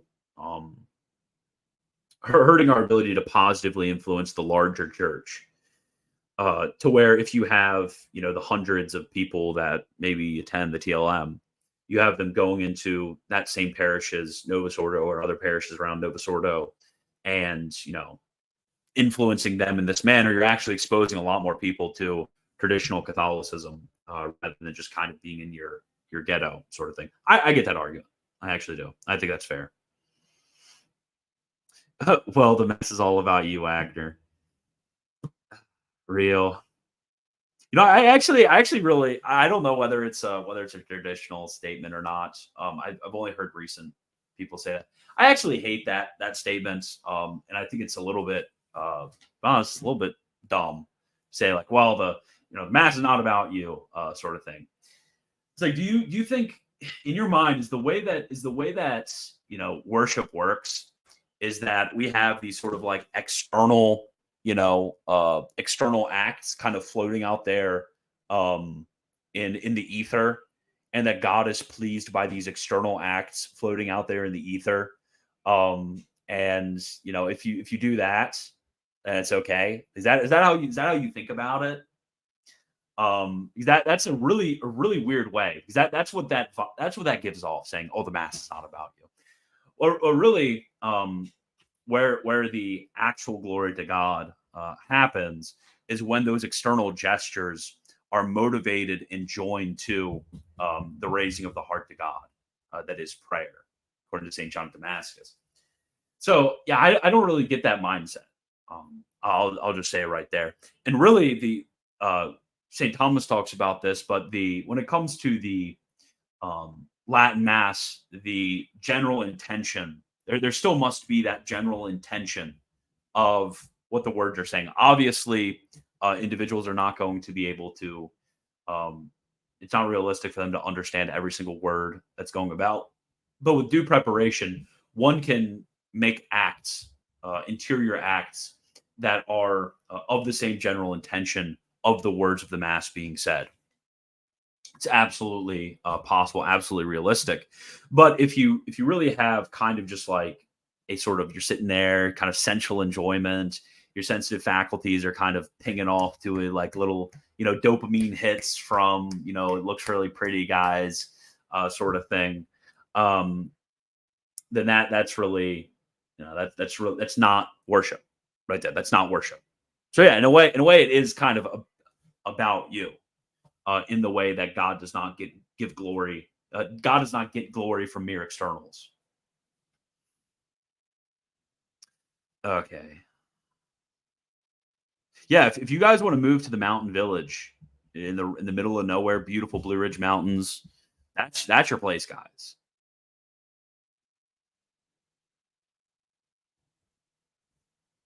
Okay. What are your thoughts on the serum rite? I mean, obviously, I think it's really cool, but I think it's kind of a LARP to bring it back. Okay. So have I ever unpopular opinion, if you're live streaming your mass, you aren't trash. I actually tend to agree. I get why we should have recorded instances of the mass for the use of the laity who are separated in some way. But like everybody live streaming your mass is kind of weird. There should just be like a standard one. You just have one. Why don't we just have like one guy, like the USCCB appoints one guy to just say the mass in English. And if anybody wants to, watch or listen to the mass that week because they can't, due to some circumstance, they listen to that one guy. I'm an SSPX troll. So true. Crowded chat. Yeah, because I'm doing stuff later. That's why. Okay.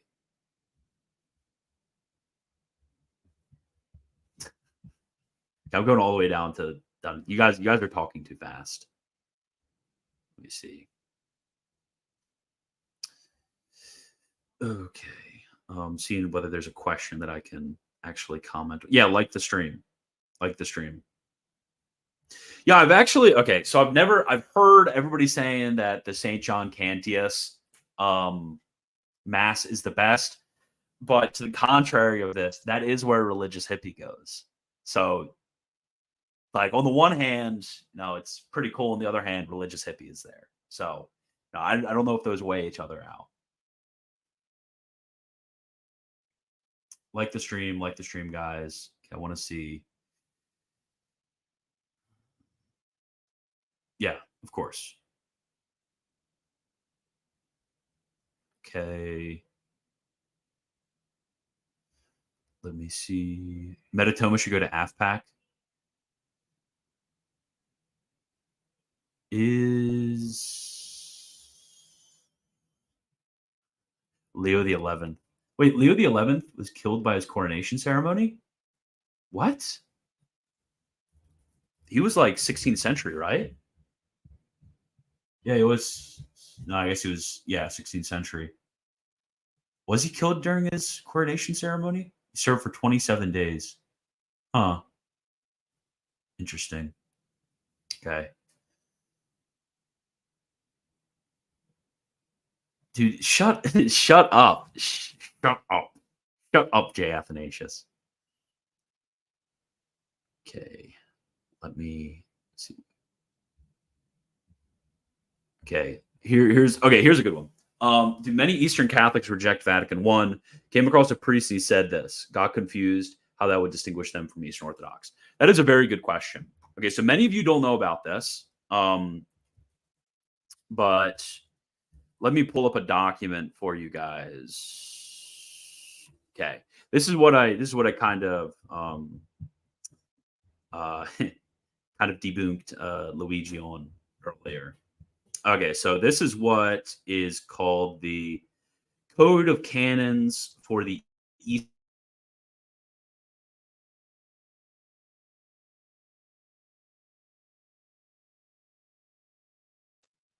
Okay, am I back? I think I disappeared for a second. Sorry about that. But the Eastern Catholic, actually, let me just like ahead of time connect to my hotspot. Actually, no, I won't do it. I'll just live a dangerous life, and I'll keep up in the chat and make sure you guys are. Am I back? Am I back? Okay, yeah, I think I'm back. Okay, somebody say that I'm back.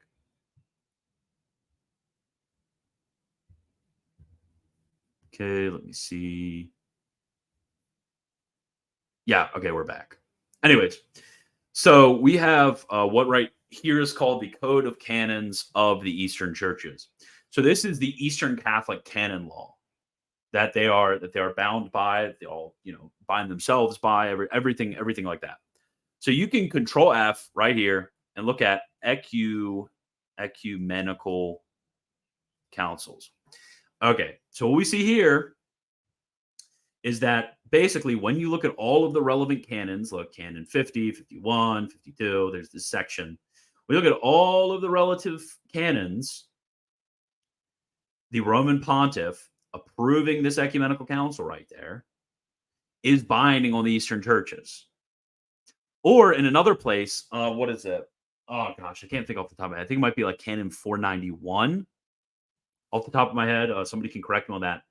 When there are universal disciplinary measures promulgated by the Roman pontiff, insofar as there are doctrinal principles, they're binding to the Eastern Catholic churches. So this whole idea of this separated, Eastern theology that's kind of off from all those Latin definitions or whatever, that's complete nonsense. That's complete nonsense. And in their relevant canon law to this day, you can read the relevant sections in these canons and see, that anybody pushing something like this is going against what the foundational documents of Eastern Catholicism say. Okay. My church is in communion with 0 woman priestesses. You're in partial communion with an Alexandrian women deacons. Anglicans win. That's so funny.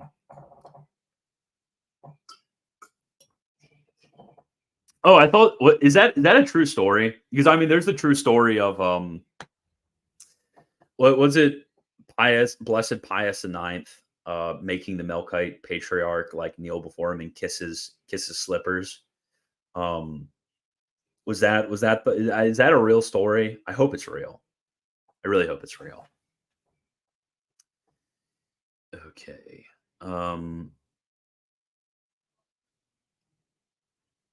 What did Mike Winger do? Defend Gooning.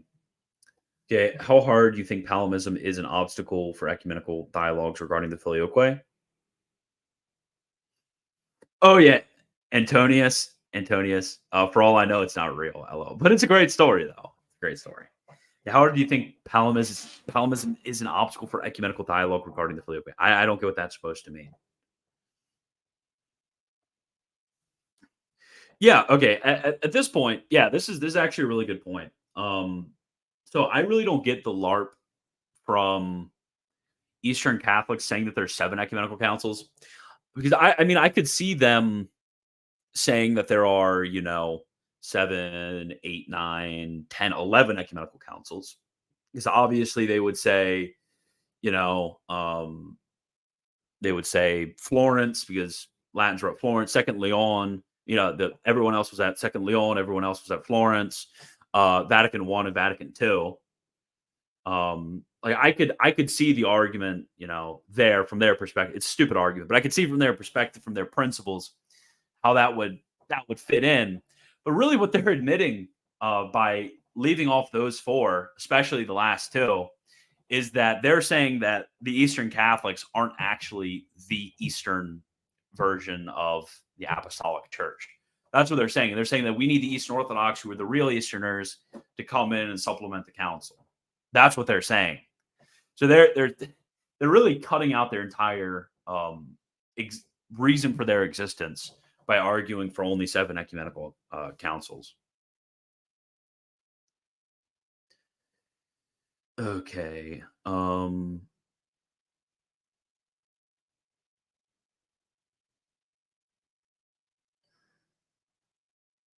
Act and potency aren't categories. No, it's so as far as you know, it is real. Wow. Do we have like a very good I want to pull up like a very cool account of this story. Yeah, and then the cherry on top is the Avarist pictures of him weeping and bowing at the feet of St. Thomas after getting defeated by him. That those are the best. Okay, let me see. Guys, you guys need to I'm terrible with accents. I'm terrible. I'm horrible. I just want to see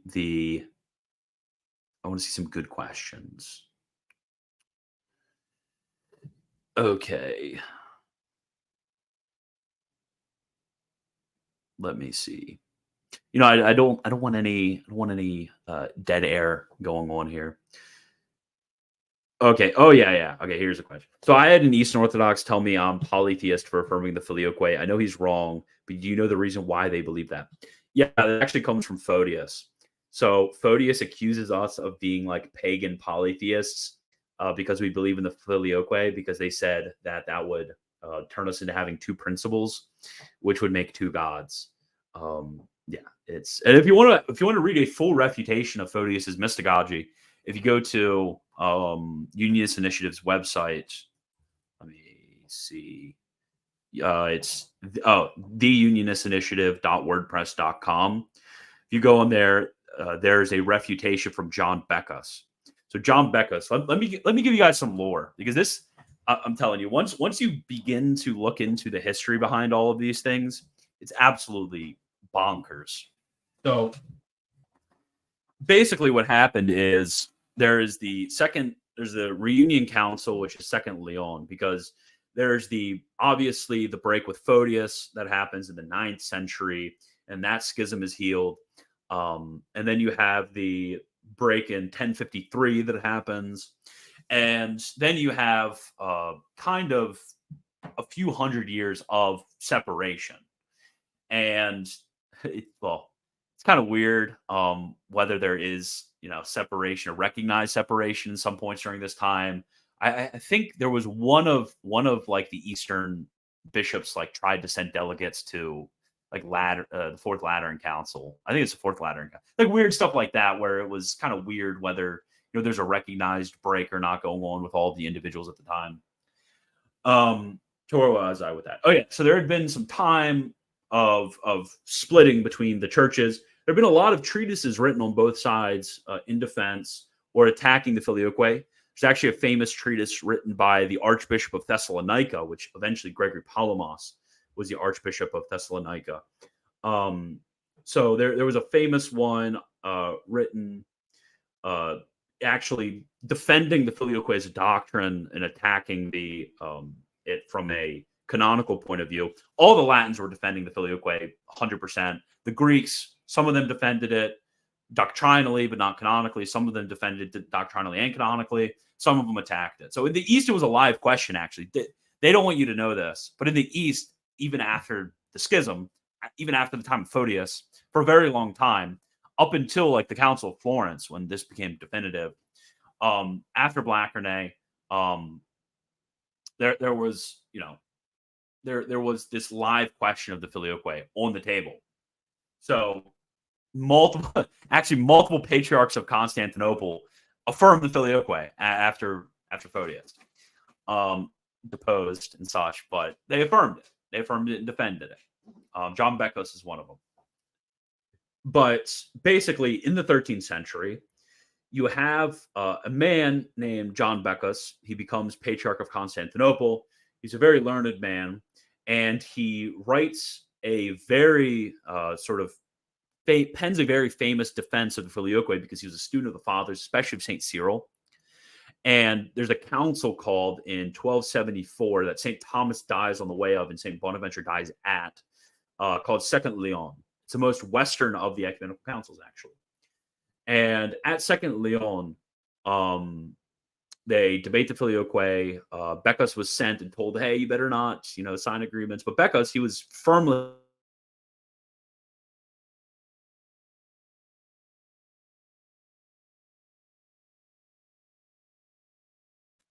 crap. The Eastern Orthodox have gotten me. Am I back? Okay. So I actually wrote a refutation of the mystagogy, everything like that, blah, blah, blah. And where was I? Oh, yeah. So he goes there.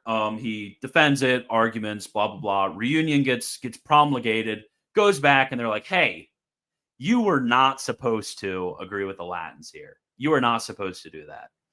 You were actually supposed to, just kind of put off reunion, because we want the help from the Latins. We don't want to, for political reasons, we don't want to have strife with them, but we don't actually want like reunion going on.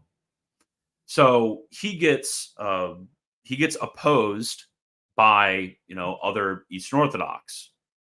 And there was basically just completely destroyed all of Photius's arguments. And they kind of had to do something. So there was a figure named Gregory of Cyprus. And Gregory of Cyprus was the one who invented the idea of a eternal manifestation. Before that point, you read Photius, you see no mention of eternal manifestation. You read all of those other treatises attacking the Filioque from the earlier medieval attacks from Greek authors. You never read a mention of eternal manifestation. You read all the Latin documents. You never see them attacking eternal manifestation. Eternal manifestation was completely made up in the 13th century. John Bekos, he's like, what is this eternal manifestation you keep mentioning? Nobody's ever heard of this. Like, why are you making this up? Other bishops at Blachernae, I think it's Blachernae. Other bishops at Blachernae were very confused. And thought that some of them thought eternal manifestation was heretical. Some of them thought it was the same thing as the Latin position. Nobody had ever heard of this, but he made it up, pulled it, out of thin air, in order to attack John Beckus, because John Beckus so convincingly and so convincingly argued from the fathers and from reason for the Filioque, because he had those interactions with the Latins, and he was supercharged to his interactions with the Latins, and went back and defended it. So yeah, once you get a little bit red pilled on the history behind the Filioque controversy, and where these defenses of energetic procession and stuff come from, it's insane. They literally pull this out of thin air, and they pointed to us and said, "You guys are the innovators theologically. We're the ones who keep the faith of the apostles, the faith of the fathers." They made it up. They completely made it up, because obviously the polemic that Photius had was all of these statements are talking about temporal procession. And obviously, when you're reading, especially somebody like St. Cyril or somebody like St. Athanasius, it's obvious. What am I saying? Every author. When you're reading these authors, you're obviously seeing that these aren't merely temporal. These are eternal relations that are being spoken of. These are eternal idioms that are being spoken of. So you have to come up with some sort of tertium quid. You have to come up with a different eternal procession that's not a procession that constitutes the hypostasis. So it's completely made up out of thin air in order to get around this problem of all of the statements from the church fathers. So it's ad hoc response to Beckus, and it was imposed and completely novel. Okay. So I hope I was here.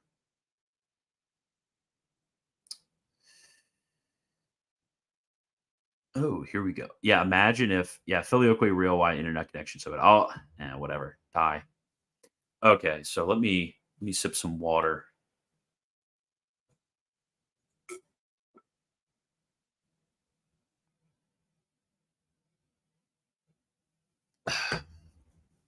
Okay, so who do you think has the best commentary on the Summa, and why? Cajetan. I mean, it's classic. You can't, come on. Cajetan is a classic. He basically brought the genre to what it is, trailblazer in the genre, and has most of the classical interpretations that get followed by everyone else. Cajetan's commentary on the Summa, Leo XIII approved. Amazing.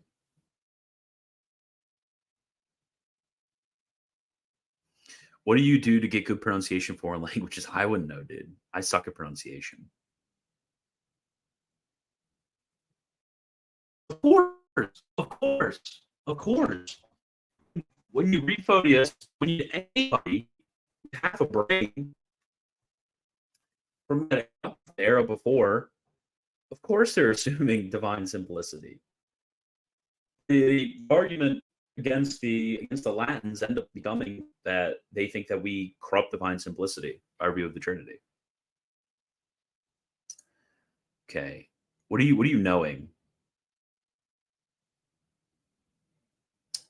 Okay. Oh yeah, okay. So the John Paul II clarification on the Filioque.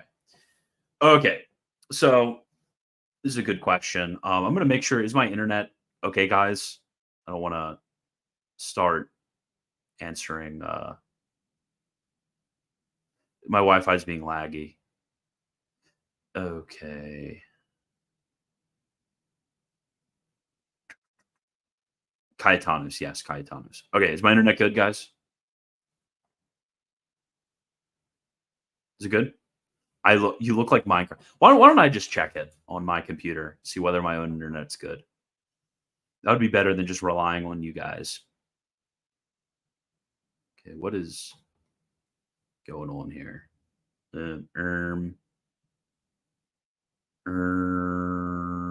Okay, Mike Winger's Decrepit Soul. I still can't believe Genius Initiative. That's crazy that you made that the title. Oh yeah, I look completely fine, guys. I look fine. Okay, it's back. Okay, can you repeat what you said about divine simplicity and Photian? Yeah, I basically said yeah, of course, everybody was assuming that the Photian argument against us was actually that we were somehow compromising divine simplicity. Yeah. Okay. Yeah, I should get Ethernet at some point. Yeah, we need to figure it out, because my Wi-Fi is fine. I'm not in the middle of nowhere or anything like that. So who asked me a question We needed to translate St. Cyril's Thesaurus and Trinitarian Treatise to show the Eastern Catholics, St. Thomas is the best synthesizer of the Eastern Fathers. So true. That's unironically so true. I'm tired of this narrative coming out from sorry, I love you. I love you, Gideon Lazar. You're amazing. Love you, man. But Team Minard all day, every day. The Eastern Fathers synthesize best with St. Thomas. Through their interactions with St. John of Damascus and Dionysius, St. Thomas had the true interpretation. Okay, guys, let's get this straight. No Eastern Scotism. The Eastern Thomists are better. Not like better, but I think better interpreters, better synthesizers, and so on. Better is a weird way of putting it. Oh yeah. We need you and Astrid to translate Bellarmine on justification ASAP. Why? Why are you guys so worried? Why are you guys so worried? It's not that hard. It's not that hard when it comes to justification. I think part of his treatise on justification has been translated by Ryan Grant. It's okay, bro. Take a chill pill. Take a chill pill. There's nothing that they're going to say which is going to somehow refute us. Not a single thing. Not a single thing. Okay. If you want to like study issues of justification, then actually Domingo de Soto, I just found, I'll send it to you. I just found that Domingo de Soto's On Nature and Grace, found an English version of that. So I can send it to you, okay? That'll be a good read for you. He was at the Council of Trent, and he writes on justification after. And he actually, he writes on Bucer, interestingly enough. He mentions Bucer, and was in the arguments against Serapando. So just take a chill pill. Take a chill pill, okay? Just relax. Just relax. No need to freak out. No need to freak out. Okay. Oh, yeah. Okay. So how you answered John Paul II's clarification on the Filioque objection. Okay. So it is very disingenuous to call it John Paul II's clarification. I wanted to get exactly which body produced it. Off the top of my head, it was...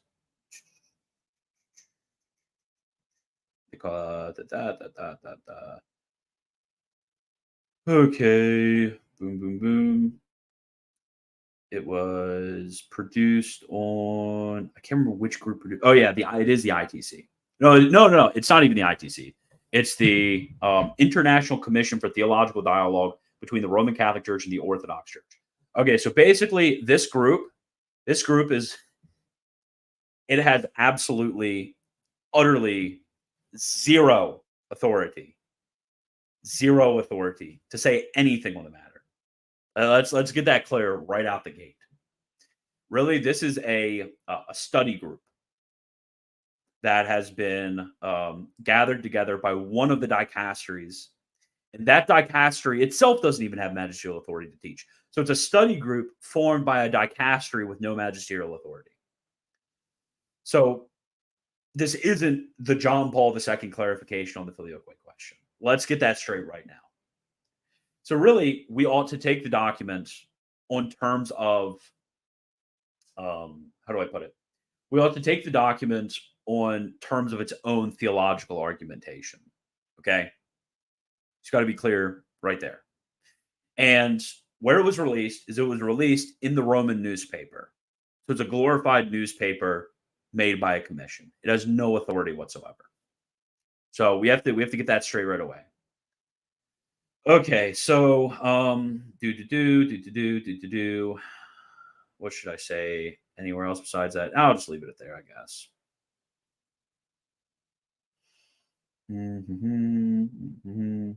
I actually would eventually like to have some comments on the clarification of what I think about it, where I think it's right and where I think it's wrong. But yeah, calling it the John Paul II clarification, and really this is just this was Ubi Wetrus, yeah, real.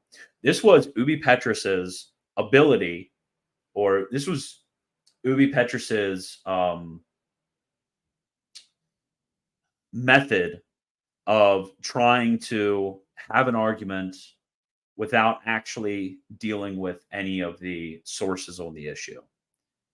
This was basically Ubi Petrus bringing forward a single objection.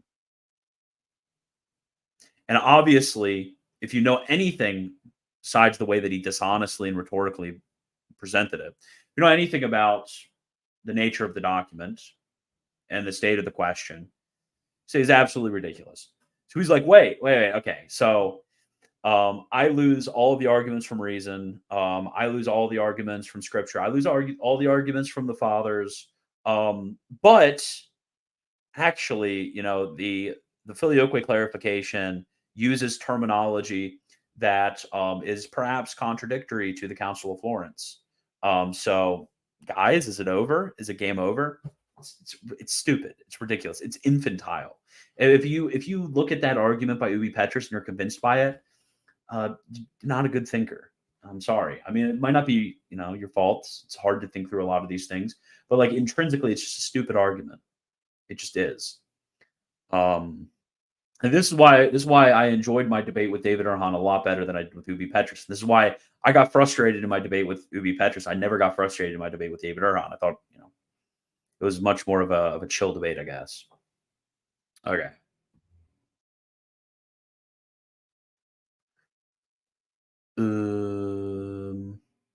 Yeah, too many reform people down your neck. Yeah, because all they want for you and like this group of individuals, all they want for you and for every Catholic they interact with is they want you to apostatize. That's their goal, and that's what focuses their views on different things. Is in order to make you apostatize. I've met multiple people already who have come up to me and asked me about this. Because they're on a mission to make you become an apostate. That's what it is.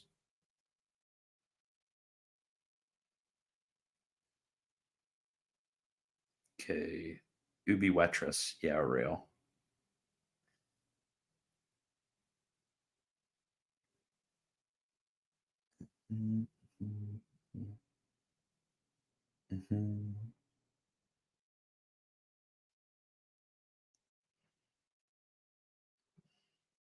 Okay, so have you watched Kyle's video? Yeah, speaking of dishonest, that one was terrible. He literally took quotes that I said about the angelic, the nature of angels, and applied it to the nature of beatified souls, and said that I denied the resurrection of the body. It's terrible. He said I was like a Gnostic.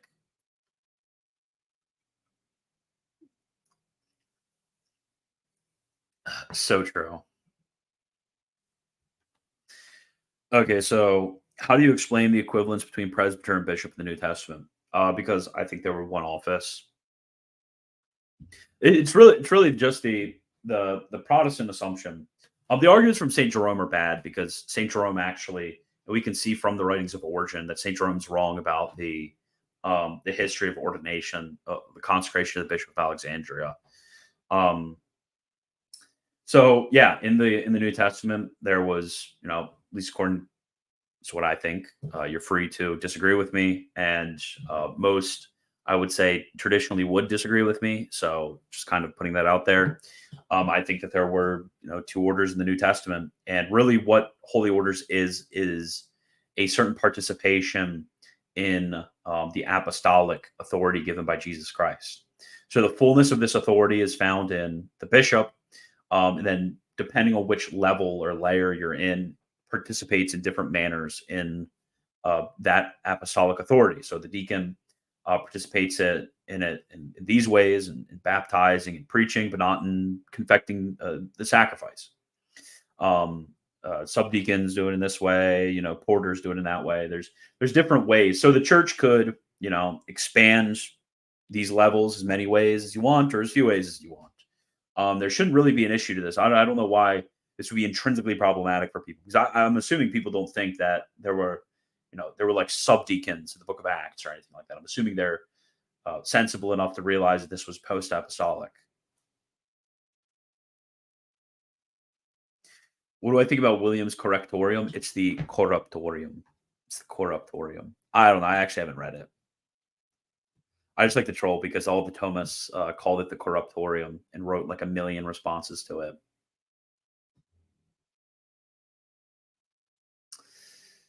Okay, high view count W. Yeah, you guys all better be liking this stream for sure. Okay, let me see about a question that I want to answer.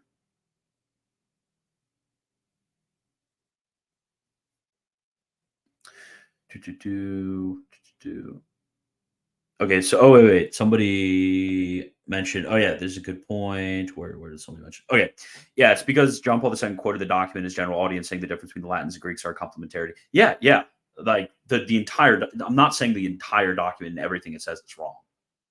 That's why I said, I wanted to give a full review. There's things in the document that are correct. There definitely are things in the document that are correct, and one of those points are that the Eastern, the genuinely Eastern, not the Photian schismatic tradition that heretically denies the Filioque, but the genuine Eastern tradition, the terminology that they use truly complements the terminology the Latins use. Read Shaban. Shaban in his Handbook of Dogmatic Theology. When he goes over the Trinity, he looks at the language of the Latin and Greek fathers and shows their on the Filioque and shows their complementarity. Like that's absolutely true. Which is why when the Catechism talks about this topic, it's talking about the Eastern tradition from the beginning. It's not talking about the tradition of the schismatics. It's talking about the genuine Eastern tradition of the fathers. Yeah, that makes perfect sense that he would quote the document. Okay. Do you have any cool things to say about Josephology or Mariology? I guess the only thing that I have to say is I hate cool takes about Josephology and Mariology. I hate this like weird sort of over speculative attitude about it. It's like, well, I remember seeing something of an author talk about, well, actually, when it comes to the day and the hour, maybe Our Lady was also told the day and the hour. Like, wouldn't that be really cool, guys? It's like, could we, really, this is why we have the liturgy and the general catechesis of the church. The liturgy and the general catechesis of the church is to tell you this stuff is most important for contemplation. It gives us the proper proportions of what to focus on.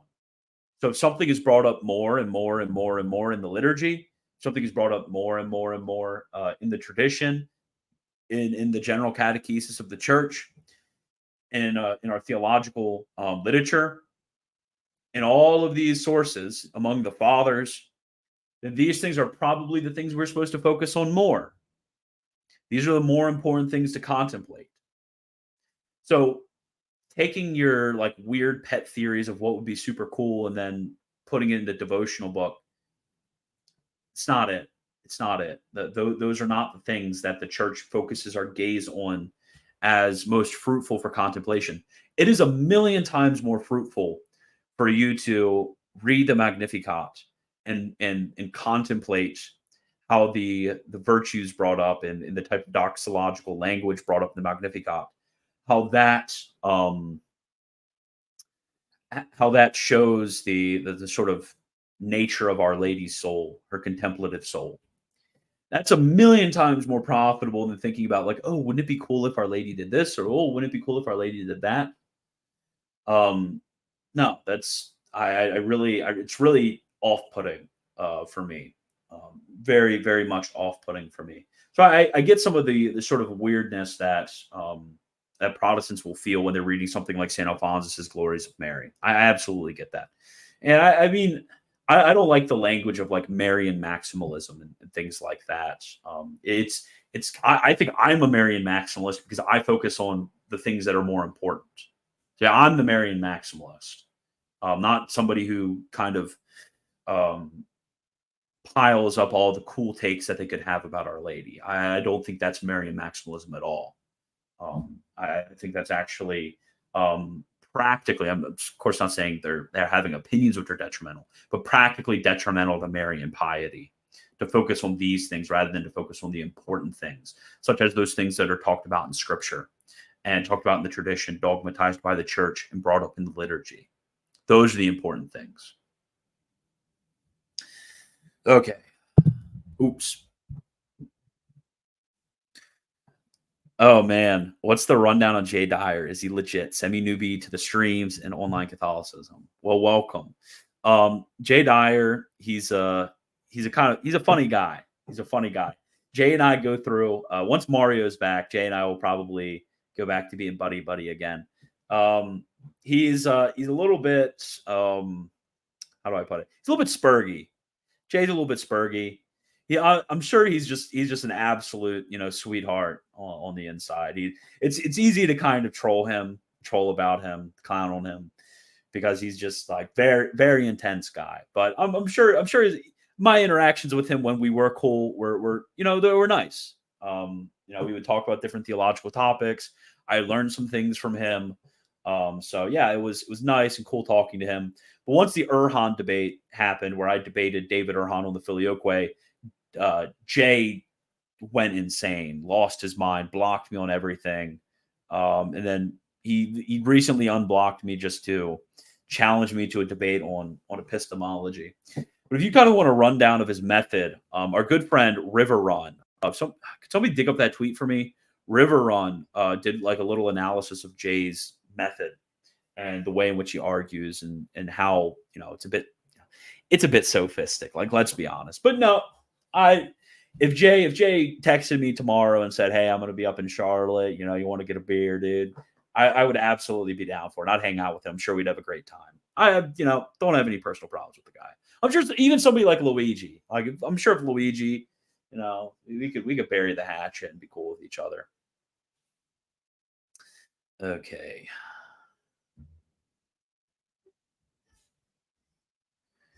Christian Wagner thinks he's holier than the Saints. Rip. So you have a problem with St. Bonaventure's Maran Salter? Not intrinsically. I don't have intrinsically an issue. I think you mean St. Bernard, by the way. Was it St. Bernard who did the Maran Salter? Am I wrong? Yeah, I think I'm wrong on this.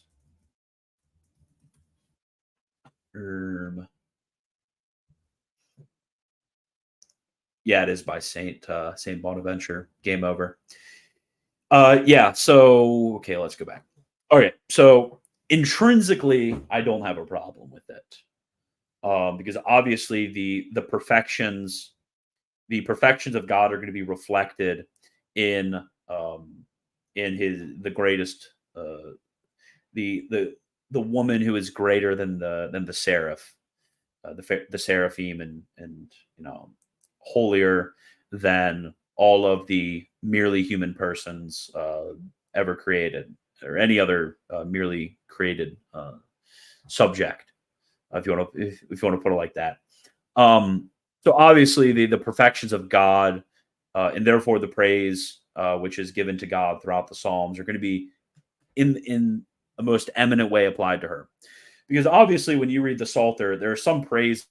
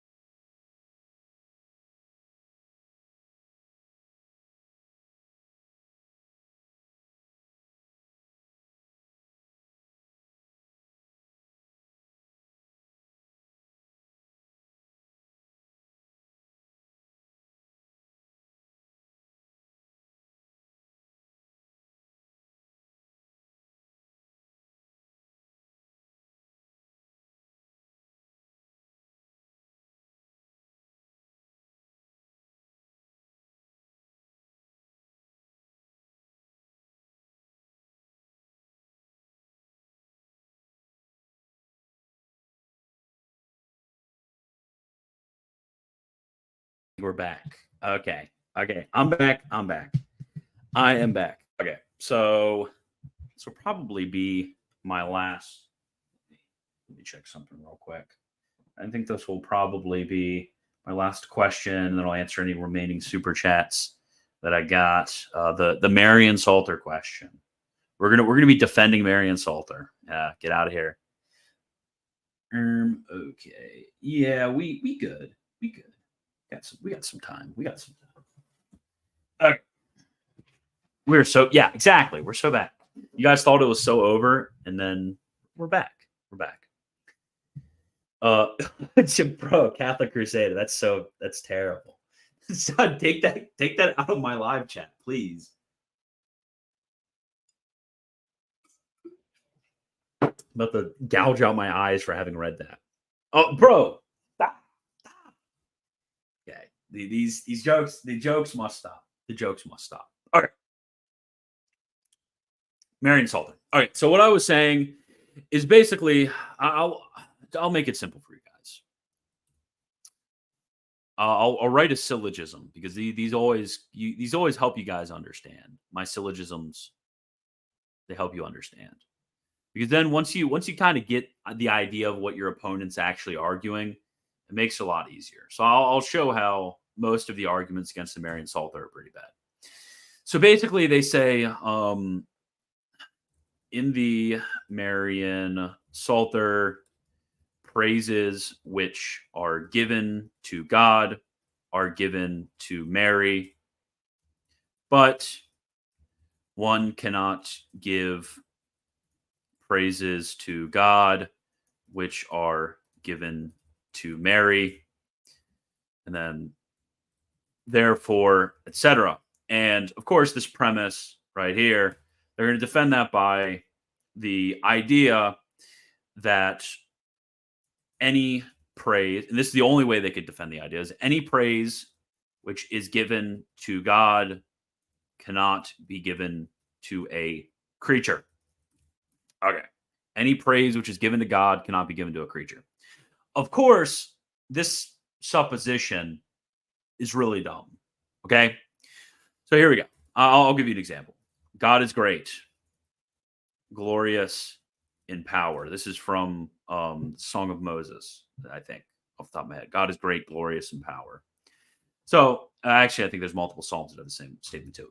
God is great. What if I said, oh crap.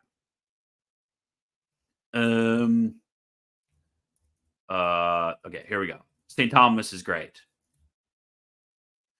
Or we could go into many of the like royal and kingly imagery in the Psalms, or even like the marital imagery in the Psalms, or all of this imagery which is being appropriated from creaturely praises in order to be given to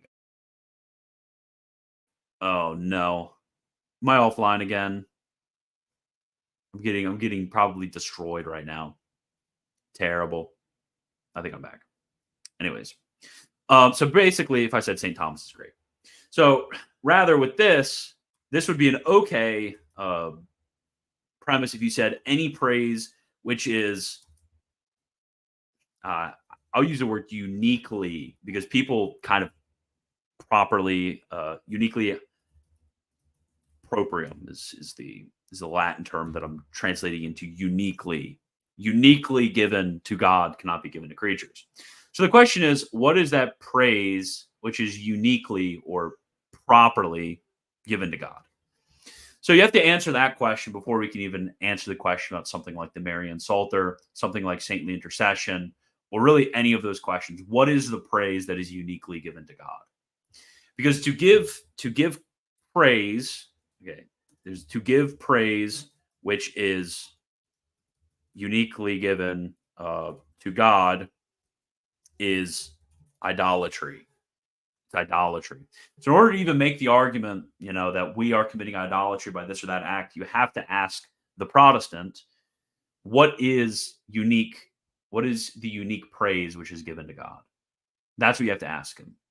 Really, what the Protestant will ordinarily do, I see this happen all the time, is they'll see something like, us putting a crown on the statue of Our Lady and say, oh, this is clearly idolatry. This is clearly worship. This is not mere veneration, we simply have to ask them, how is putting a crown on a head something which is proper to God? Oh, I went out of focus, didn't I?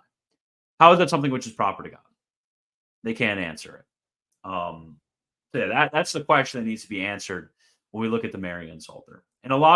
And the idea of making all of the words in the Psalms that refer to God and changing it to Mary, it's not a good idea. It's not a good idea at all. Like, let's be honest.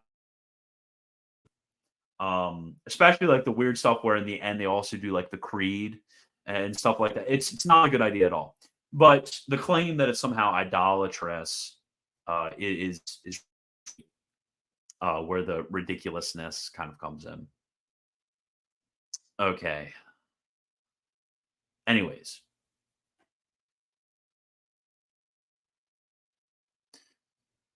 I need to check my Discord messages. Check my messages from J. Athanasius. What did he say? I hope okay, let me see. I'm gonna check this and then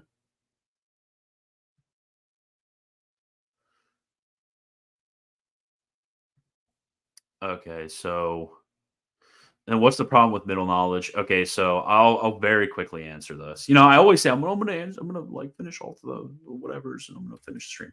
Okay, so middle knowledge equals knowledge of free things antecedent to the will of God. Okay, so they would say there is a knowledge that God has of future free things, contingent things that are antecedent to the will of God. So God knows himself and what he can do. That equals, necessary knowledge. And they would say, well, God knows free things. That equals middle knowledge because it's between the two. Then lastly, God knows things that he wills. That equals free knowledge. And the issue is there's no medium of knowledge right here, because this is God knowing himself. This is God knowing the things that he wills. The issue here is free things now have an antecedent nature. It exists. It's something that exists before the will of God brings it into being. So there's no reason that thing exists. So I hope that makes sense. That's like me answering this very quickly because oftentimes the middle knowledge just gets strewn about in this weird way, and nobody actually defines what middle knowledge means. Which is why that one guy earlier, I brought this up. This one guy earlier was, telling me that the majority Catholic view is Molinism, which is just ridiculous. It isn't at all. It's a very minority view within Catholicism. Molinism, properly speaking, it's a very minority view. Okay, clip's gonna go crazy. Okay. What did J. Athanasius say?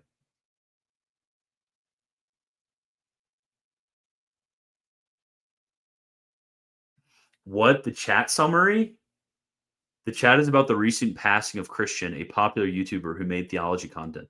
The community speculates on the cause of death and jokes about various conspiracy theories. What? What is going on here? Okay. I think I'm done. It's the majority in cafeteria Catholicism. No. What are you talking? No. These guys don't know what Molinism is. How can they be Molinist if you don't know what it is? That's like, no, that would be like, I don't even know. They can't be Molinist. They don't know what Molinism is. I mean, they don't know what middle knowledge is. They can't. How can you affirm something you don't know? They're really, most of them, if you kind of get into the weeds of what they're saying, if you wanted like an equivalent, a close equivalent, they're Pelagians. That's what they are. They're Pelagians. Okay. Yeah, I know. I need to. I need to go. Is Catholic answers Molinist? That's a good question. I honestly don't know. I know Trent Horn is at least not a classical Molinist since he believes in negative antecedent reprobation, which classical Molinists don't, but Suarezians, Bellarmites, literally everybody else does. Okay. Thanks. Don't forget to send that translational Nature and Grace. Also, please respond to the Cajetan question on Papacy Hub. I actually haven't read that work that you're talking about. I read the other works in Cajetan Response, but not that one. Which is why Hassan has done some research on this. So I wanted to tag Hassan, but Hassan left Papacy Hub. Okay. Anyways, goodbye. Hope you guys have a wonderful day. Remember, become Patreon, all that stuff. Patreon, blah, blah, blah, blah, blah. Follow, share, like, comment. You know what to do. You guys know what to do. There's something else I was supposed to mention, but I forgot about it. Okay. Anyways, God bless.